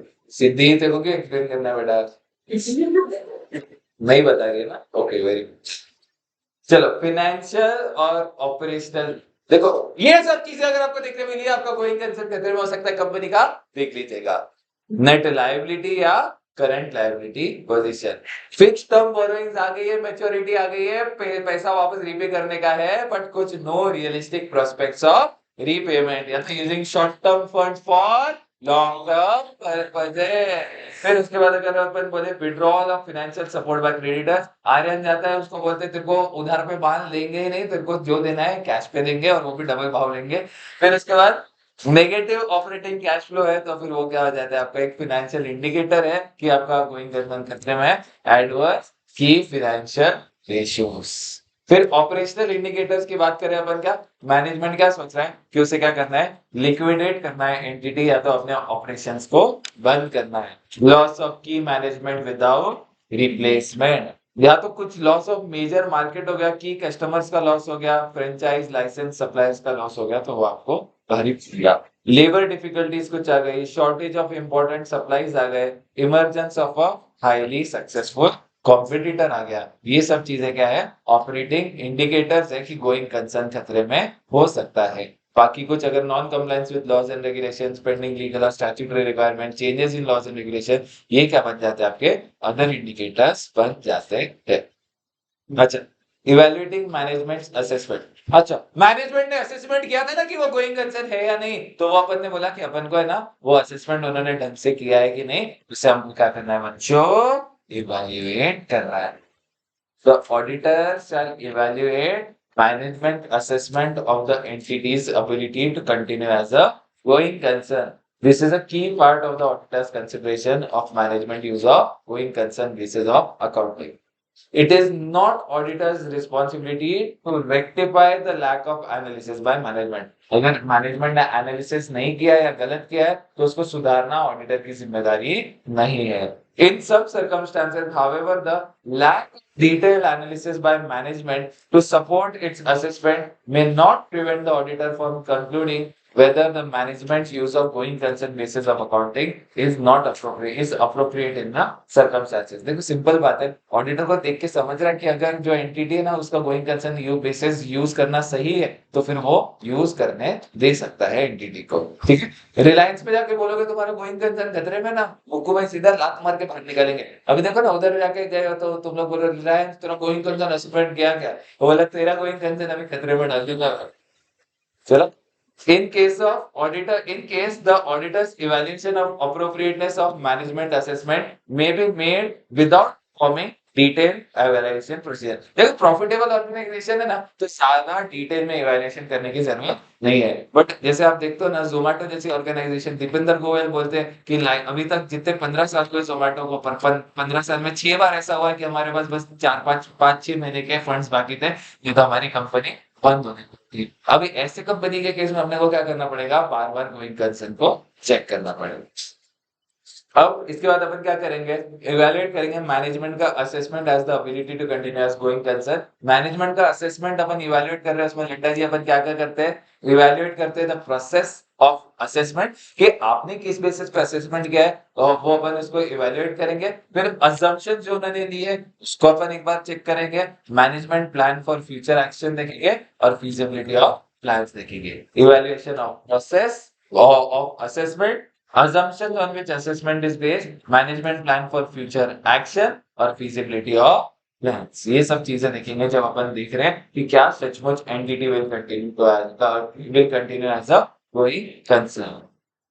ऑडिटर क्या करेगा, auditor will cover the period जो फाइनेंशियल रिपोर्टिंग फ्रेमवर्क या लॉज एंड रेगुलेशंस की रिक्वायरमेंट है, बट ऑर्डिनरीली अगर अपन बोले लेस देन 12 मंथ्स नहीं, अगर लॉज एंड रेगुलेशन की रिक्वायरमेंट लेस देन 12 मंथ्स है फिर भी ऑडिटर असेसमेंट करेगा फॉर एटलीस्ट 12 मंथ्स। मैनेजमेंट को बोलेगा मैनेजमेंट प्लीज कम से कम 12 महीने की असेसमेंट करो।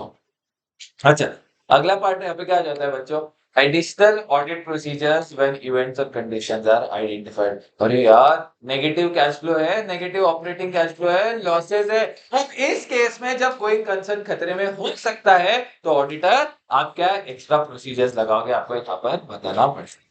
If events or conditions that are identified that may cast a significant doubt on the entity's ability to continue as a going concern, auditor shall obtain sight to determine whether or not a material uncertainty exists that relating to events or conditions that may cast a significant doubt on the entity's ability to continue as a going concern through performing additional audit procedures and consideration of mitigation factors। अच्छा, auditor क्या क्या audit procedure लगाएगा आपको यहाँ पर बताएंगे। भाई going concern खतरे में, इंडिकेटर भी बता रहे कि गोइंग कंसर्न खतरे में, अभी तक मैनेजमेंट ने असेसमेंट नहीं किया, मैनेजमेंट को बोलेंगे चुपचाप क्या कर, असेसमेंट कर। Where management has not yet perform the assessment of the entity's ability to continue as a going concern, requesting management to make its assessment. फिर अपन क्या करेंगे, इवेल्युएट करेंगे management plan for future action in relating to going concern assessment, whether the outcome of these plan is likely to improve the situation and whether the management plan are feasible in the circumstances। देखो, याद है मैंने आपको बोला था, अगर company loss making है, उसका गोइंग कंसर्न खतरे है ना, पीपीटी बना के देते हैं कि अगले 5 साल का कैश फ्लो जो एक्सपेक्ट क्या करते हैं, क्या क्या अजम्पशन ले रहे हैं, क्या क्या ऑर्डर्स है उनके पास, अगर ऑर्डर्स है तो ऑर्डर का बेसिस ले लो, परचेस ऑर्डर आपके पास आया होगा उनका, वो सब चीजें ले लो। ये सब चीजें ना आपको क्या करना पड़ेगा, मैनेजमेंट से चेक करवाना पड़ेगा, आपको मैनेजमेंट से मांगना पड़ेगा। मैनेजमेंट क्या प्रिपेयर करेगा, एक कैश फ्लो फोरकास्ट प्रिपेयर करेगा मनस्वी जी, और वो आपको क्या करना है, एनालिसिस ऑफ फोरकास्ट को देखना है, वो सिग्निफिकेंट फैक्टर है in considering the future outcome of events of conditions. ये क्या था, पीपीटी याद है आपको, जिसके बेसिस पे आपका क्या रहता था, फोरकास्ट प्रिपेयर होता था, एनालिसिस का वो फोरकास्ट आप करते थे। और इसमें अपन बोले evaluating the reliability of underlying data generated to prepare the forecast. For example, Chinu ji की कंपनी जो है वो खतरे में, तो चीनू जी की कंपनी के उन्होंने क्या किया, उन्होंने बोला मेरी बीवी मेरे को लोन देने वाली है 50 करोड़ का, तो उनकी बीवी से पूछ लेंगे कि क्या आप सचमुच में 50 करोड़ का लोन देने वाले हो क्या, मतलब जो है ना, रिलायबिलिटी देख लेंगे अपन अंडरलाइंग डेटा का, और जो अजम्पशंस लिए हैं क्या उसके लिए एडिक्वेट सपोर्ट है, हम उसे चेक करेंगे। इसके बाद अपन क्या करेंगे, कंसिडरिंग अगर कुछ, देखो मैनेजमेंट ने असेसमेंट की अप्रैल में और आप ऑडिट कर रहे हो जून के महीने में, अब मैनेजमेंट ने जब से असेसमेंट करनी है 2 महीने हो चुके हैं ना, अगर कुछ नवा चीज आपको पता चला है आप क्या करोगे, उसको भी कंसिडर करोगे। कंसिडर एडिशनल फैक्ट्स और information that have become available since the date on which management has made its assessment. और आखिर में रिटर्न रिप्रेजेंटेशन ले लेंगे कि मैनेजमेंट जो भी प्लान आप सोच रहे हो कैसे है, फीजिबल है या नहीं, इसका रिटर्न रिप्रेजेंटेशन ले लेंगे। अच्छा, इसके बाद अगर अपन बात करें, अगला प्रोसीजर्स है, ऑडिट प्रोसीजर्स क्या लगाओगे, that are relevant to the requirement as stated above में इंक्लूड। अच्छा, अभी यहाँ पे ना, अगर अपन बोले यहाँ पे देखो, analysing, reading, confirming, determining, evaluating, inquiring, confirming, performing, है ना, और ऑप्टिंग। चलो ठीक है, पहले तो एनालाइजिंग के 2 पॉइंट थे, ये 2 पॉइंट थे, कौन सा एनालाइजिंग के थे, analysing and discussing entities latest available interim financial statement। Analysing and discussing. Financial statement में क्या होगा? कैश फ्लो होगा, प्रॉफिट होगा। वाह, तो एकदम इजी है। Analysing and discussing entities latest available financial statement, analysing and discussing cash flow, profit and other relevant fact. फिर रीड करेंगे, किस चीज को रीड करेंगे बच्चों? Minutes of the meetings of share holder TCWG, reading the terms of debenture and loan agreement, reading the minutes of meetings of TCWG and share holder, reading the terms of debentures and loan agreement. फिर confirm करेंगे, देखो C D E, देखो confirm भी दो थे ना बच्चों, confirm दो थे, तो ये कंफर्म था और ये कंफर्म था। Confirming the existence terms and adequacy of borrowing facility, confirming the existence, legality and enforceability of arrangements that provide financial support। जैसे मैंने बोला, अगर कोई लोन देने के लिए तैयार है तो उससे कंफर्मेशन लेना कि आप सचमुच लोन देने वाले हो क्या, and financial ability of such party to provide additional fund. अभी देखो फॉर एग्जांपल कोई जैसे मेरा जैसे गरीब है, उससे बोल रहे हैं कि 50 करोड़ की अगर आपको बोरिंग्स है तो फिर वो नहीं होगा। कोई भी अगर नचिकेत जी से बड़े-बड़े लोग हैं, उनकी अगर पहली बात तो अपने को क्या रखना पड़ेगा, पार्टी के पास अगर सच्ची में एबिलिटी है कि वो आपको इतने फंड्स दे पाएंगे या नहीं। उनके पास तो 100 करोड़ बोल रहे हैं दे देंगे अभी। अच्छा, उसके बाद इनकम टैक्स वाले होना चाहिए, मेरे पास दीजिए। अच्छा, ओके, और इसके बाद क्या है? डिटरमाइन करेंगे अपन, क्या डिटरमाइन करेंगे? adequacy of support of any planned disposal of asset। For example वो अपना हेरा फेरी देखा है ना, जरूरत आने पे मैं आपको वो क्या वो नहीं तो वो देखा है क्या, तारक मेहता में सुंदर बोलते हैं ना, जरूरत आने पे मैं अपने आप को भी बेच दूंगा, तो बाकी के 4,90,000 कहाँ से लाएगा? तो वैसे अगर आप क्या कर लो, जानते हो बेटा, हाय अरे अभी अगर आप क्या करो, कोई एसेट बेचने वाले हो, तो एसेट के केस में अगर अपन बोले क्या उसके लिए एडिक्वेट सपोर्ट है या नहीं, फिर आप इवेल्युएट करोगे। अरे अनफुलफिल्ड ऑर्डर है, कस्टमर ऑर्डर है, चंचल मैडम ऑर्डर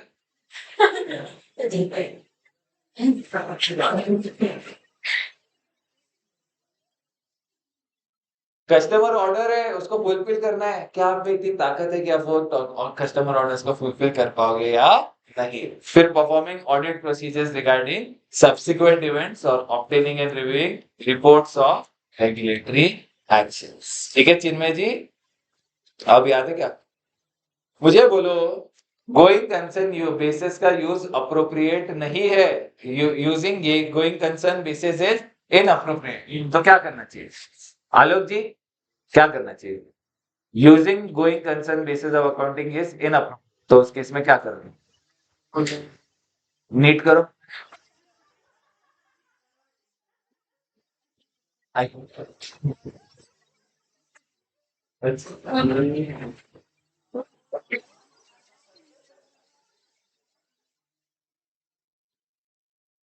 मैंने इंग्लिश वाला सोचा था बेटा। हाँ, वो एग्जाम ना अरे भाई,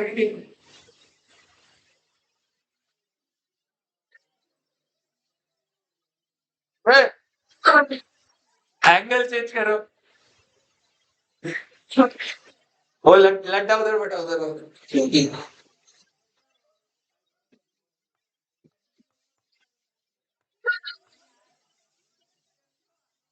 दैट्स ग्रेट।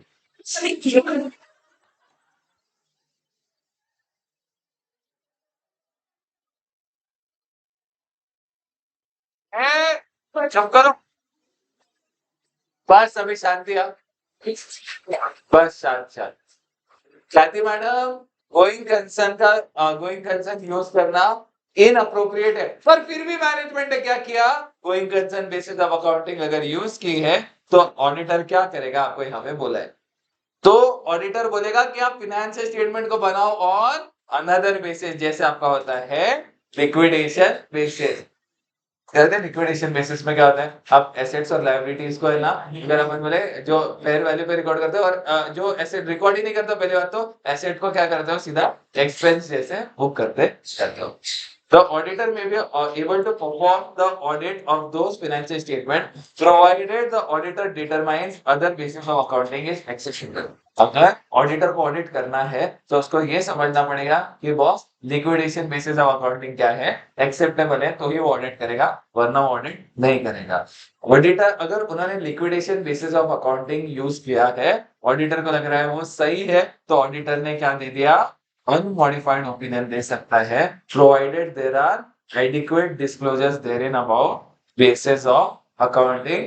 पर ऑडिटर क्या कर सकता है, ऑडिटर क्या कर सकता है, वो इंक्लूड कर सकता है emphasis of matter. Sir emphasis of matter paragraph क्यों, matter appropriately disclosed in the financial statement, उसके बारे में ऑडिटर क्या कर रहा है, उसके बारे में ऑडिटर यूजर का अटेंशन लेके जा रहा है। जैसे आप क्या बोलते हैं, एम्फसिस ऑफ मैटर पैराग्राफ बोलते हैं, emphasis of matter as per SS 706 auditor क्या करेंगे, हाउ रिफॉर्मर डाल देगा।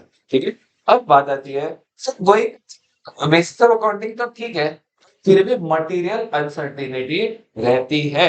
इस केस में ऑडिटर क्या करेगा, अगर ऑडिटर क्या करेगा बच्चों, एक सेपरेट सेक्शन बनाएगा, आपको मैंने लेक्चर के टाइम पे बताया था, एक सेपरेट सेक्शन बताएगा जिसकी हेडिंग होगी, क्या हेडिंग होगी, material uncertainty relating to going concern.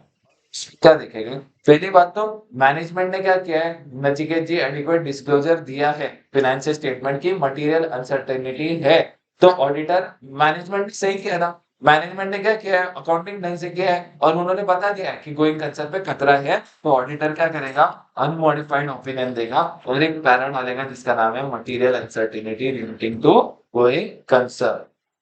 दूसरी बात, मतलब गोइंग कंसर्न पे खतरा है, but going concern basis of accounting use करना अप्रोप्रिएट है, पर मैनेजमेंट ने डिस्क्लोजर नहीं किया है फाइनेंशियल स्टेटमेंट में। इस केस में अगर अपन देखें, पहली बात तो ऑडिटर को पता चल गया है, अगर अपन बोले तो फिर इस केस में ऑडिटर क्या करेगा, अगर ओपिनियन जो अफेक्ट मटेरियल एंड परवेसिव रहेगा तो ऑडिटर एडवर्स ओपिनियन देगा, अगर जो affect material but not pervasive रहेगा तो ऑडिटर क्या देगा, क्वालिफाइड ओपिनियन देगा। बट 99% केसेस पे मटेरियल एंड परवेसिव ही होगा, जिसकी वजह से ऑडिटर एडवर्स ओपिनियन देगा। और ऑडिटर क्या करेगा, बेसिस पर एडवर्स ओपिनियन में क्या कर देगा, वो बता देगा कि मटेरियल अनसर्टेनिटी एग्जिस्ट करती है which cast a significant doubt on the entity's ability to continue as a going concern और financial statement do not adequately disclose this matter. और आखिर में मैनेजमेंट ने असेसमेंट ही नहीं किया, मैनेजमेंट तुमने क्या किया, असेसमेंट ही नहीं किया। पहली बात तो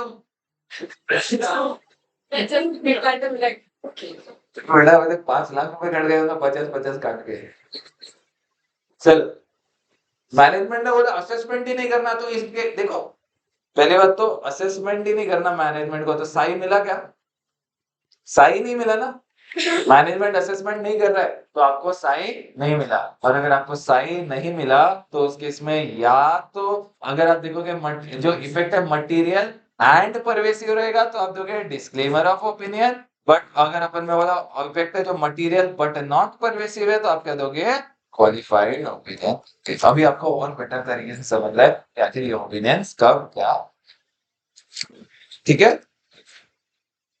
अब क्या है बच्चों, अगला पार्ट यहाँ पे आपको बोला है कि adequacy of disclosures when events और conditions that have been identified and a material uncertainty exist. अगर ऑडिटर को लगता है जो गोइंग कंसर्न बेसिस यूज करना है ना अप्रोप्रिएट है, बट मटेरियल अनसर्टेनिटी एग्जिस्ट करती है, ऑडिटर क्या देखेगा कि फाइनेंशियल स्टेटमेंट में एडिक्वेट डिस्क्लोजर किया है क्या, that about events and condition that may cast a significant doubt on the entity's ability to continue as a going concern, और मैनेजमेंट के क्या प्लान है टू डील विद देम। अब जो डिस्क्लोजर है ना उसमें क्लियरली बताना चाहिए कि मटेरियल अनसर्टेनिटी है रिलेटिंग टू इवेंट्स और condition that may cast a significant doubt on entity's ability to continue as a going concern, और therefore the auditor that it may be unable to realize the assets and discharge its liabilities in normal course of business। भाई पहले से कोई अगर पैसा दे रहा है जिससे तुम्हारी ऑडिट के रिपोर्ट के बेसिस पे रिलाई करके पैसा नहीं देना चाहिए, तुम लोग क्या कर लो, पहले ही बता दो भाई तुमको पैसा मिलने में लेट हो सकता है।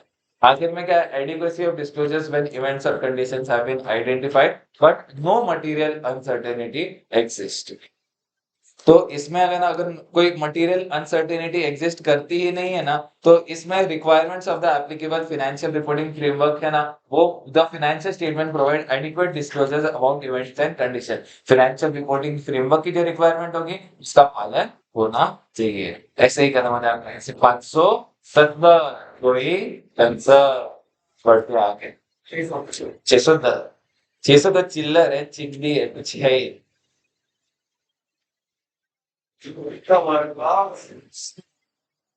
चल बढ़ते आगे। ऐसे 610 using the work of internal auditor. अपन बात करें यार, पहला क्वेश्चन पहले ये ऐसे 315 में हुआ करता था, बट आईसीआई लिख के खींच के इसको इधर लेके आ गया, क्योंकि अभी 610 अभी बहुत बड़ा हो चुका है। पहले ये 1 पेज का हुआ करता था, अभी ये बहुत अप्रोक्सीमेटली 4.5 पेज का हो चुका है। ये बहुत ही चिल्लर है, बहुत ही इजी स्टैंडर्ड है। और एक क्वेश्चन आप एक्सपेक्ट कर सकते हो कि आपको 610 में से आपके एग्जाम में दिख सकता है। पहला तो याद है क्या, ये क्या गियर। वेरी गुड,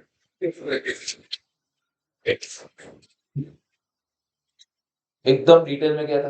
बहुत टाइम दिया था, ऑलमोस्ट 1 घंटे से ज्यादा दिया था ये आंसर पे। बट क्लास में अपन ने ना एकदम डिटेल में लग गया था। अभी सर गिर लाइन क्या, पहली बात तो क्वेश्चन क्या है बच्चों, ऑब्जेक्टिव और स्कोप क्या होता है इंटरनल ऑडिट फंक्शन। गिर जी से activities relating to governance, I से activities relating to internal control, R से activities relating to risk management, L से क्या है बच्चों, review of compliance with laws and regulations, I से क्या है, evaluation of internal control, O से क्या है आपका, रिव्यू ऑफ ऑपरेटिंग एक्टिविटीज, और एन क्या है, examination of financial and operating information. तो कोई देख रहा होगा सर एन कहाँ पे है, ये एंड है ना, उसको क्या है एन। अभी देखो आपको जिंदगी भर याद रहेगी। चलो ठीक है बेटा, भैंस नहीं लायन।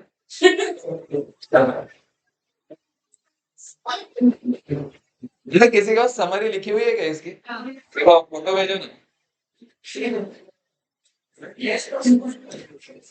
चलो हे। चल ऑडिट चल। हाँ क्या तेरा ऑपरेट हो गई लगता है। चलो ये बैठो, ए लड्डा आगे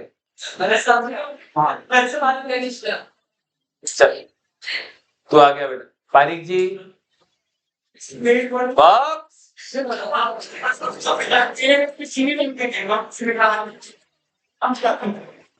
तू अभी अभी नहीं है, तू तो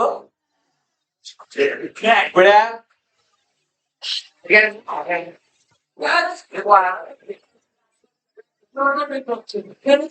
देखो जितना हो जाए उतना कर।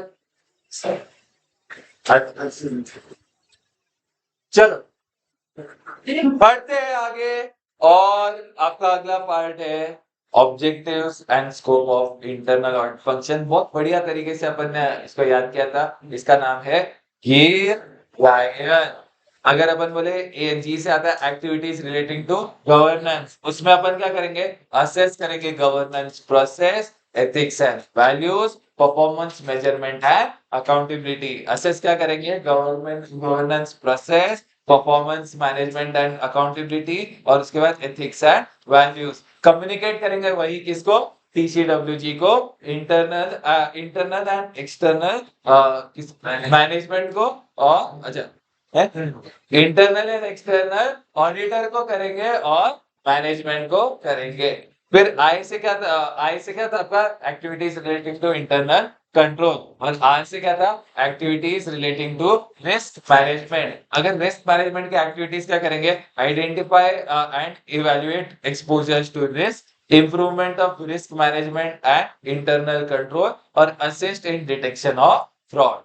इसके बाद activities relating to internal control मतलब लायन। लायन में क्या था बच्चों, एल से क्या था, review of compliance with laws and regulation. Review करेंगे compliance with laws regulations, other external requirement and other internal requirement, laws regulations other external requirement and other internal requirement का पालन हुआ है कि नहीं वो इंटरनल ऑडिट फंक्शन देखेगा। एकदम डिटेल में आपको मैंने बताया भी था कि और क्या क्या एक्टिविटीज करते हो, बट चलो अभी अपन यहाँ पर फोकस करते हैं। आई से क्या था, इवेल्युएशन ऑफ इंटरनल कंट्रोल।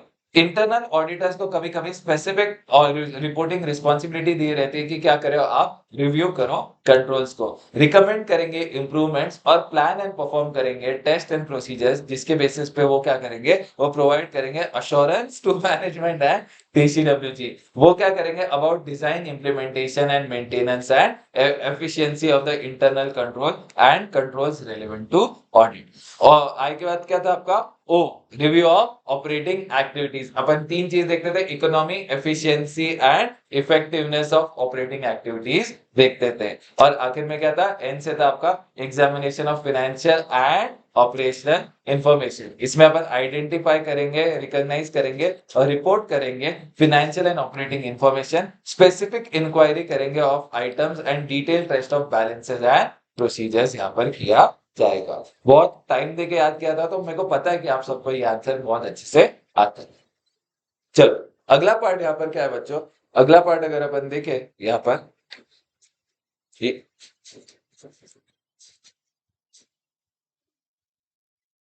अगला पार्ट यहाँ पर दिया गया है, ways in which the external auditor may make use of the function for the purpose of audit। किन किन तरीकों से हम एक्सटर्नल ऑडिटर जो है ना वो इंटरनल ऑडिटर का काम यूज कर सकता है। पहली बात तो अगर अपन बोले, वो ऑब्टेन कर सकता है information that is relevant to the external auditor's assessment of risk of material misstatement. अगर unless prohibited by the laws and regulations, तो ऑडिटर क्या करेगा, यूज करेगा काम जो किसने परफॉर्म किया है, इंटरनल ऑडिट फंक्शन ने, in partial substitution for audit evidence. और कभी कभी वो डायरेक्ट असिस्टेंस लेने के लिए भी इंटरनल ऑडिटर का काम यूज कर सकता है। मेरे को बोलो, इंटरनल ऑडिटर का काम यूज कर रहे हो तो रिस्पॉन्सिबल कौन, एक्सटर्नल ऑडिटर, दोनों, या केवल इंटरनल ऑडिटर? केवल और केवल एक्सटर्नल ऑडिटर रिस्पॉन्सिबल। भले ही क्यों, देखो पहली बात तो एक बात समझो, अगर आप इंटरनल ऑडिटर का काम भी यूज कर रहे हो, वो इंडिपेंडेंट नहीं होता है of the entity. External auditor की सोल रिस्पॉन्सिबिलिटी रहती है for the opinion express. Responsibility is not reduced by the external auditors use of internal audit function. ये भले ही वो लोग क्या कर रहे हैं, काम कर रहे हैं जो सिमिलर है एक्सटर्नल ऑडिटर जैसा, बट एक बात समझो कि they are not independent of the entity. इस वजह से ये स्टैंडर्ड क्या बोलता है, कंडीशंस बताता है which are necessary to use the work of internal audit function. और ये और क्या बताता है, ये बताता है कि कितना वर्क एफर्ट लगेगा ताकि हमने को सही मिल पाए about internal audit function. Internal auditor can provide and is adequate for the purpose of important question first. देखो एक ही साथ में दो क्वेश्चन कर लेंगे। यहाँ पर क्या बोले, पहली बात तो इंटरनल ऑडिटर का काम यूज करने का है, तो क्या क्या चीजें एक्सटर्नल ऑडिटर को देखनी पड़ेगी। इंटरनल ऑडिटर का काम यूज करने का है तो क्या क्या चीजें एक्सटर्नल ऑडिटर को देखनी पड़ेगी, याद है क्या? अगर अपन बोले पहली बात तो यहाँ पर सॉरी ये वाला पार्ट नहीं था, वो नीचे वाला था। Objectives of auditor when using internal audit function में क्या बोला है, पहली बात तो वापस से तीन चीजें, क्या उनका काम यूज कर सकते हैं, अगर यूज कर सकते हैं तो कौन सी एरियाज और कितने एक्सटेंट तक यूज कर सकते हैं, क्या उनका काम यूज करना एडिक्वेट होगा for the purpose of audit, और अगर उन्हें डायरेक्ट असिस्टेंस के लिए अपन पूछ रहे हैं तो अपन क्या करेंगे, अप्रोप्रिएटली डीएसआर करेंगे उनका। डीएसआर मतलब डायरेक्शन, सुपरवाइज और रिव्यू। सॉरी अभी ये इंपॉर्टेंट क्वेश्चन था, ऊपर वाला नहीं। अगर हमें देखना है कि इंटरनल ऑडिटर फंक्शन का काम यूज करे या ना करे, तो अपन क्या क्या चीजें देखेंगे, अपन देखेंगे तीन चीजें। पहली बात तो ऑब्जेक्टिविटी देखेंगे, उनका कंपीटेंस देखेंगे, और सिस्टमैटिक एंड डिसिप्लिन अप्रोच वो फॉलो करते हैं कि नहीं वो देखेंगे। अगर तीनों चीजें प्रेजेंट है तो उनका काम यूज करेंगे, वरना उनका काम यूज नहीं करेंगे। ठीक है, और अभी देखो एक क्वेश्चन क्या है बच्चों, circumstances when the work of internal function cannot be used।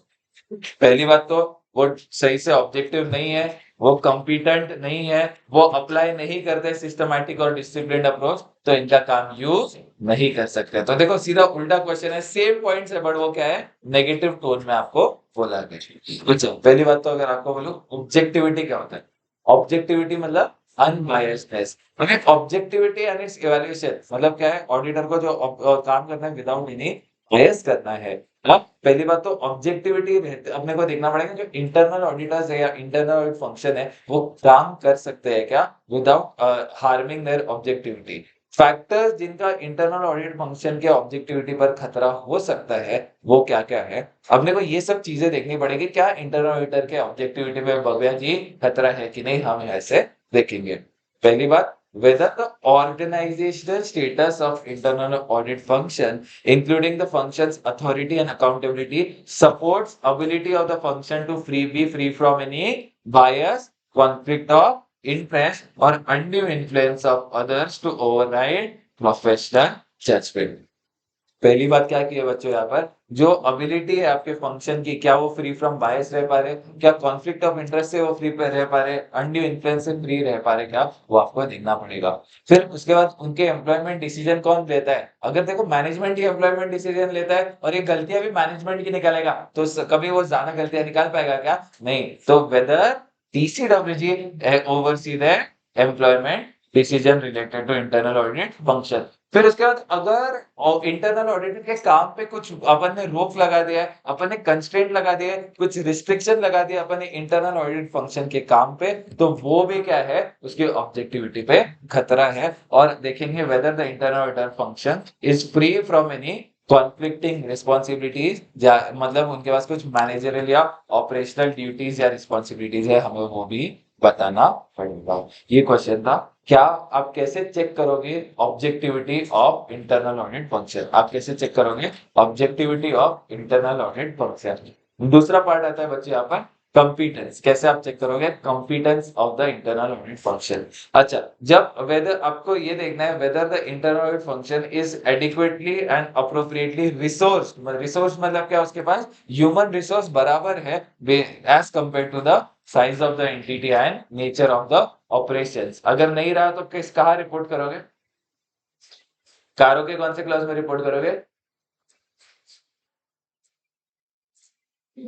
Clause 14। याद है क्या मीत किधर है, internal audit system, whether the size of the internal audit function is commensurate based on the size of the entity।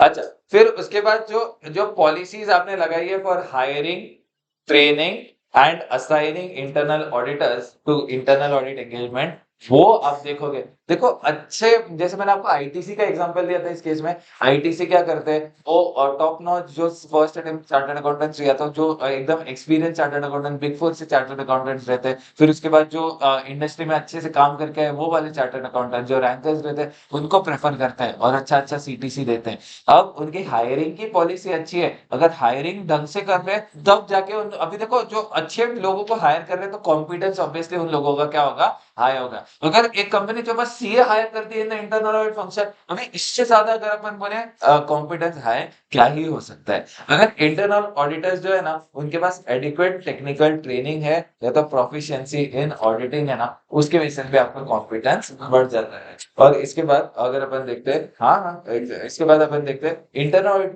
Function के पास जो requisite knowledge है, internal audit function के पास requisite knowledge जो है, जो रिक्वायर्ड नॉलेज है अबाउट एंटिटीज फिनेंशियल रिपोर्टिंग और financial reporting framework, वो है या नहीं, अपन वो देखेंगे, तब हमें पता चलेगा कि वो कॉम्पिटेंट है या नहीं। ठीक है, मुझे बोलो ये क्वेश्चन क्या है, objectivity and competence may be viewed as a continuum, मतलब बस ऑब्जेक्टिव रहा और कॉम्पिटेंट नहीं रहा तो चल जाएगा क्या, नहीं, दोनों को साथ में होना चाहिए। अगर पहले देखो इसमें क्या है, दोनों को कंटिन्यूम में देखना है, अगर बस ऑब्जेक्टिव रहा और कॉम्पिटेंट नहीं रहा तो नहीं चलेगा, बस कॉम्पिटेंट रहा पर ऑब्जेक्टिव नहीं रहा तो भी नहीं चलेगा, दोनों भी ऑब्जेक्टिव भी रहना पड़ेगा और कॉम्पिटेंट भी रहना पड़ेगा। एक डिसिप्लिन अप्रोच वाला ठीक है, कुछ इतना ज्यादा इंपॉर्टेंट है नहीं। इंटर कुछ उसके इंटरनल ऑडिटर के प्रोसीजर्स होने चाहिए, गाइडेंस होने चाहिए, जिसमें आप रिस्क असेसमेंट को कवर करोगे और देखना है weather internal audit function has appropriate quality control policies and procedures. ठीक है, ये नॉट यूज करेंगे जब वो ऑब्जेक्टिव नहीं है, जब वो कॉम्पिटेंट नहीं है और जब वो डिसिप्लिन अप्रोच नहीं लगाता, तो उसका काम दिवेश जी अपन क्या करेंगे, यूज नहीं करेंगे। इसके बाद अगर अपन बात करें determining the nature and extent of work of the internal audit function that can be used, मतलब कितना अपन एक्सटेंट है जिसके बेसिस पे अपन क्या कर सकते हैं, इंटरनल ऑडिट फंक्शन का काम यूज कर सकते हैं। The basis for determining the areas and extent to which the work of internal audit function can be used by the external auditor, auditor क्या consider करेगा, nature and the scope of the work performed or is planned to be performed by internal audit function। अरे यार मैं इसका काम use करूं कि नहीं करूं, पहले तो समझता हूँ कि वो काम क्या कर रहा है, और वो जो काम कर रहा है क्या मेरे काम का है क्या, मतलब इंटरनल ऑडिटर जो काम कर रहा है मेरे ऑडिट के लिए रेलेवेंट है या नहीं, मुझे वो देखना पड़ेगा। Relevance to the external auditor's overall strategy and audit plan. एक बार एक्सटर्नल ऑडिटर ने सोच लिया कि यस मैं इंटरनल ऑडिट फंक्शन का काम यूज कर सकता हूँ, फर्स्ट कंसिडरेशन जो हमें यहाँ पर करनी पड़ेगी, अपने को देखना पड़ेगा planned nature and scope of the work ऐसा होना चाहिए which is relevant to the overall audit strategy and audit plan of the external auditor. ठीक है, अब कुछ कुछ एरियाज है ना जहां पे अपन क्या करेंगे, यूज करेंगे less of the work of internal audit function. ऊपर क्या था बच्चों, इंटरनल ऑडिट फंक्शन का काम यहाँ पर कैन नॉट बी यूज, यहाँ पर क्या है, लेस काम यूज करेंगे इनका। अच्छा, जहां पे ज्यादा जजमेंट इन्वॉल्व है, जैसे planning the end performing the audit procedures, evaluating the audit evidence obtained, ये ऑडिटर काम खुद करेगा और इंटरनल ऑडिटर्स को नहीं चेपेगा। फिर उसके बाद जो जहां पर risk of material misstatement high है उसमें उधर सार्थक जी कौन काम कौन करेगा, एक्सटर्नल ऑडिटर खुद करेगा, इंटरनल ऑडिटर पे ये काम नहीं देगा। जहां पर ऑर्गेनाइजेशनल स्टेटस में क्या बोलता है, ऑब्जेक्टिविटी इंटरनल ऑडिट फंक्शन की साक्षी मैडम लो है, तो इस केस में अगर अपन बोले, इस केस में अगर अपन देखें ऑडिटर अब काम खुद करेगा और इंटरनल ऑडिटर को नहीं देगा। और जहां पे कंपीटेंस जो है इंटरनल ऑडिट फंक्शन का लो है, वहां पर भी ऑडिटर काम खुद करेगा और इंटरनल ऑडिट फंक्शन को नहीं देगा। अब यहाँ पर अगर अपन बोले use the work of internal audit function, अगर आपने सोचा कि फाइनल कर दिया भाई इसका काम यूज करना है, कोई बात नहीं अभी कर लेंगे इसका काम यूज, तो एक्सटर्नल ऑडिटर क्या करेगा, जो प्लान है ना वो डिस्कस कर देगा with the internal audit function कि तेरे को ये सब काम करना है। फिर उसके बाद इंटरनल ऑडिट फंक्शन के वो रिपोर्ट्स रीड कर लेगा और वो अंडरस्टैंडिंग ले लेगा of the nature and extent of audit procedures और रिलेटेड फाइंडिंग्स, और आखिर में वो क्या करेगा, परफॉर्म करेगा sufficient audit procedures. Sufficient audit procedures वो लगाएगा ताकि उसको पता चल जाए एडिक्वेट, क्या वो प्रोसीजर्स एडिक्वेट है क्या for the purpose of audit. और आखिरी में क्या है आपका बच्चों, अगर अपन बोले discussion and coordination with the internal audit function, अगर अपन डिस्कशन की बात करें कैसे कोऑर्डिनेट करके उनके साथ काम, याद है पीएम ट्रेंड, लक्षद्वीप का टाइम चालू था वहां पे अपन ने कोड बनाया था पीएम ट्रेंड। पी से क्या था आपका, proposed methods of item selection and sample sizes। M से क्या था, materiality of financial statement as a whole and performance materiality। T से timing of such work। R से क्या था, review and reporting procedures। E से क्या था, extent of audit coverage। N से क्या था बच्चों, nature of work performed। और T से था time of such work। D से था आपका the documentation of the work performed। ठीक है, अब ये एक लास्ट पार्ट यहाँ पे था कि कहाँ कहाँ अपन क्या कर रहे हैं, डायरेक्ट असिस्टेंस को लिए इंटरनल ऑडिटर का काम यूज कर रहे हैं। पहली बात तो डायरेक्ट असिस्टेंस मतलब क्या होता है, डायरेक्ट असिस्टेंस मतलब जो काम है वो डायरेक्टली कौन कर रहा है, इंटरनल ऑडिटर कर रहा है, हमारा कोई भी एम्प्लॉय वहां पर जाकर काम नहीं कर रहा है। अब काम कौन करना है, इंटरनल ऑडिटर, तो हम क्या करेंगे उसके काम का डीएसआर, मतलब उसके काम का डायरेक्शन, सुपरविजन और रिव्यू करेंगे। ठीक है, डायरेक्ट असिस्टेंस है ना, मतलब क्या, अपन यूज करते हैं इंटरनल ऑडिटर्स को to perform audit procedures under the direction, supervision and review of the external auditor. External auditor को कभी कभी प्रोहिबिट किया जाता है by laws and regulation from obtaining direct assistance from internal auditor.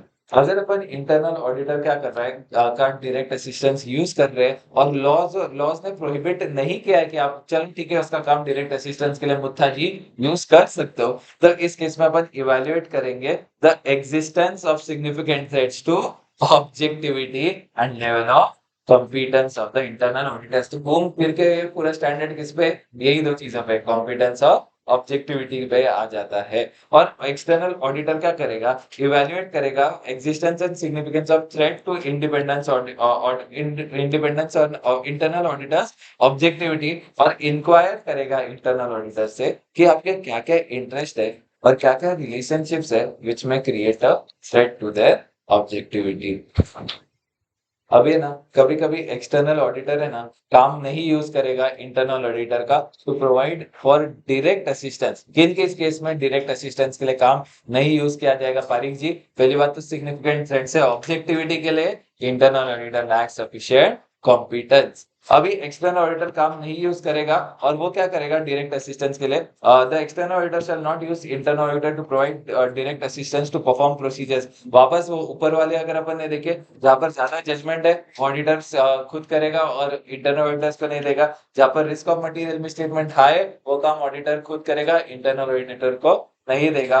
Related to work, जो काम internal auditor ने किया है वो काम उसको चेक करने हाँ नहीं बोल सकते लड्डा जी। और आखिर में अपन क्या करेंगे, जो भी डिसीजंस है जो एक्सटर्नल ऑडिटर ने लिए इन अकॉर्डेंस विद रिसर्च से, मतलब इंटरनल ऑडिटर को बोलेंगे कि ये तेरा काम यूज करूं कि ना करूं ये भी तू मुझे बता। ऐसा कर सकता है क्या? नहीं, ऐसा हम नहीं कर सकते। एक बार अपन डायरेक्ट और अभी एक बार अपन क्या कर रहे हैं, अपन इंटरनल ऑडिटर का काम यूज कर रहे हैं टू प्रोवाइड डायरेक्ट असिस्टेंस। तो उस केस में ऑडिटर क्या कर लेगा, एक रिटर्न एग्रीमेंट ले लेगा authorize representative of the entities कि इंटरनल ऑडिटर है ना, मतलब मैनेजमेंट से एक लेटर ले लेगा कि इंटरनल ऑडिटर है ना वो क्या करेंगे, मैं जो प्रोसीजर बोलूं वो फॉलो करेंगे और एंटिटी है ना क्या करेगा, इंटरवीन नहीं करेगा इनके काम में। और एक रिटर्न एग्रीमेंट ले लोगे आप किससे, इंटरनल ऑडिटर से, कि भाई तेरे को जो भी ऑडिट प्रोसीजर बोल रहा हो you will keep it confidential और as instructed by external auditor, और इन्फॉर्म करेंगे एक्सटर्नल ऑडिटर को कि कुछ भी थ्रेट है टुवर्ड्स द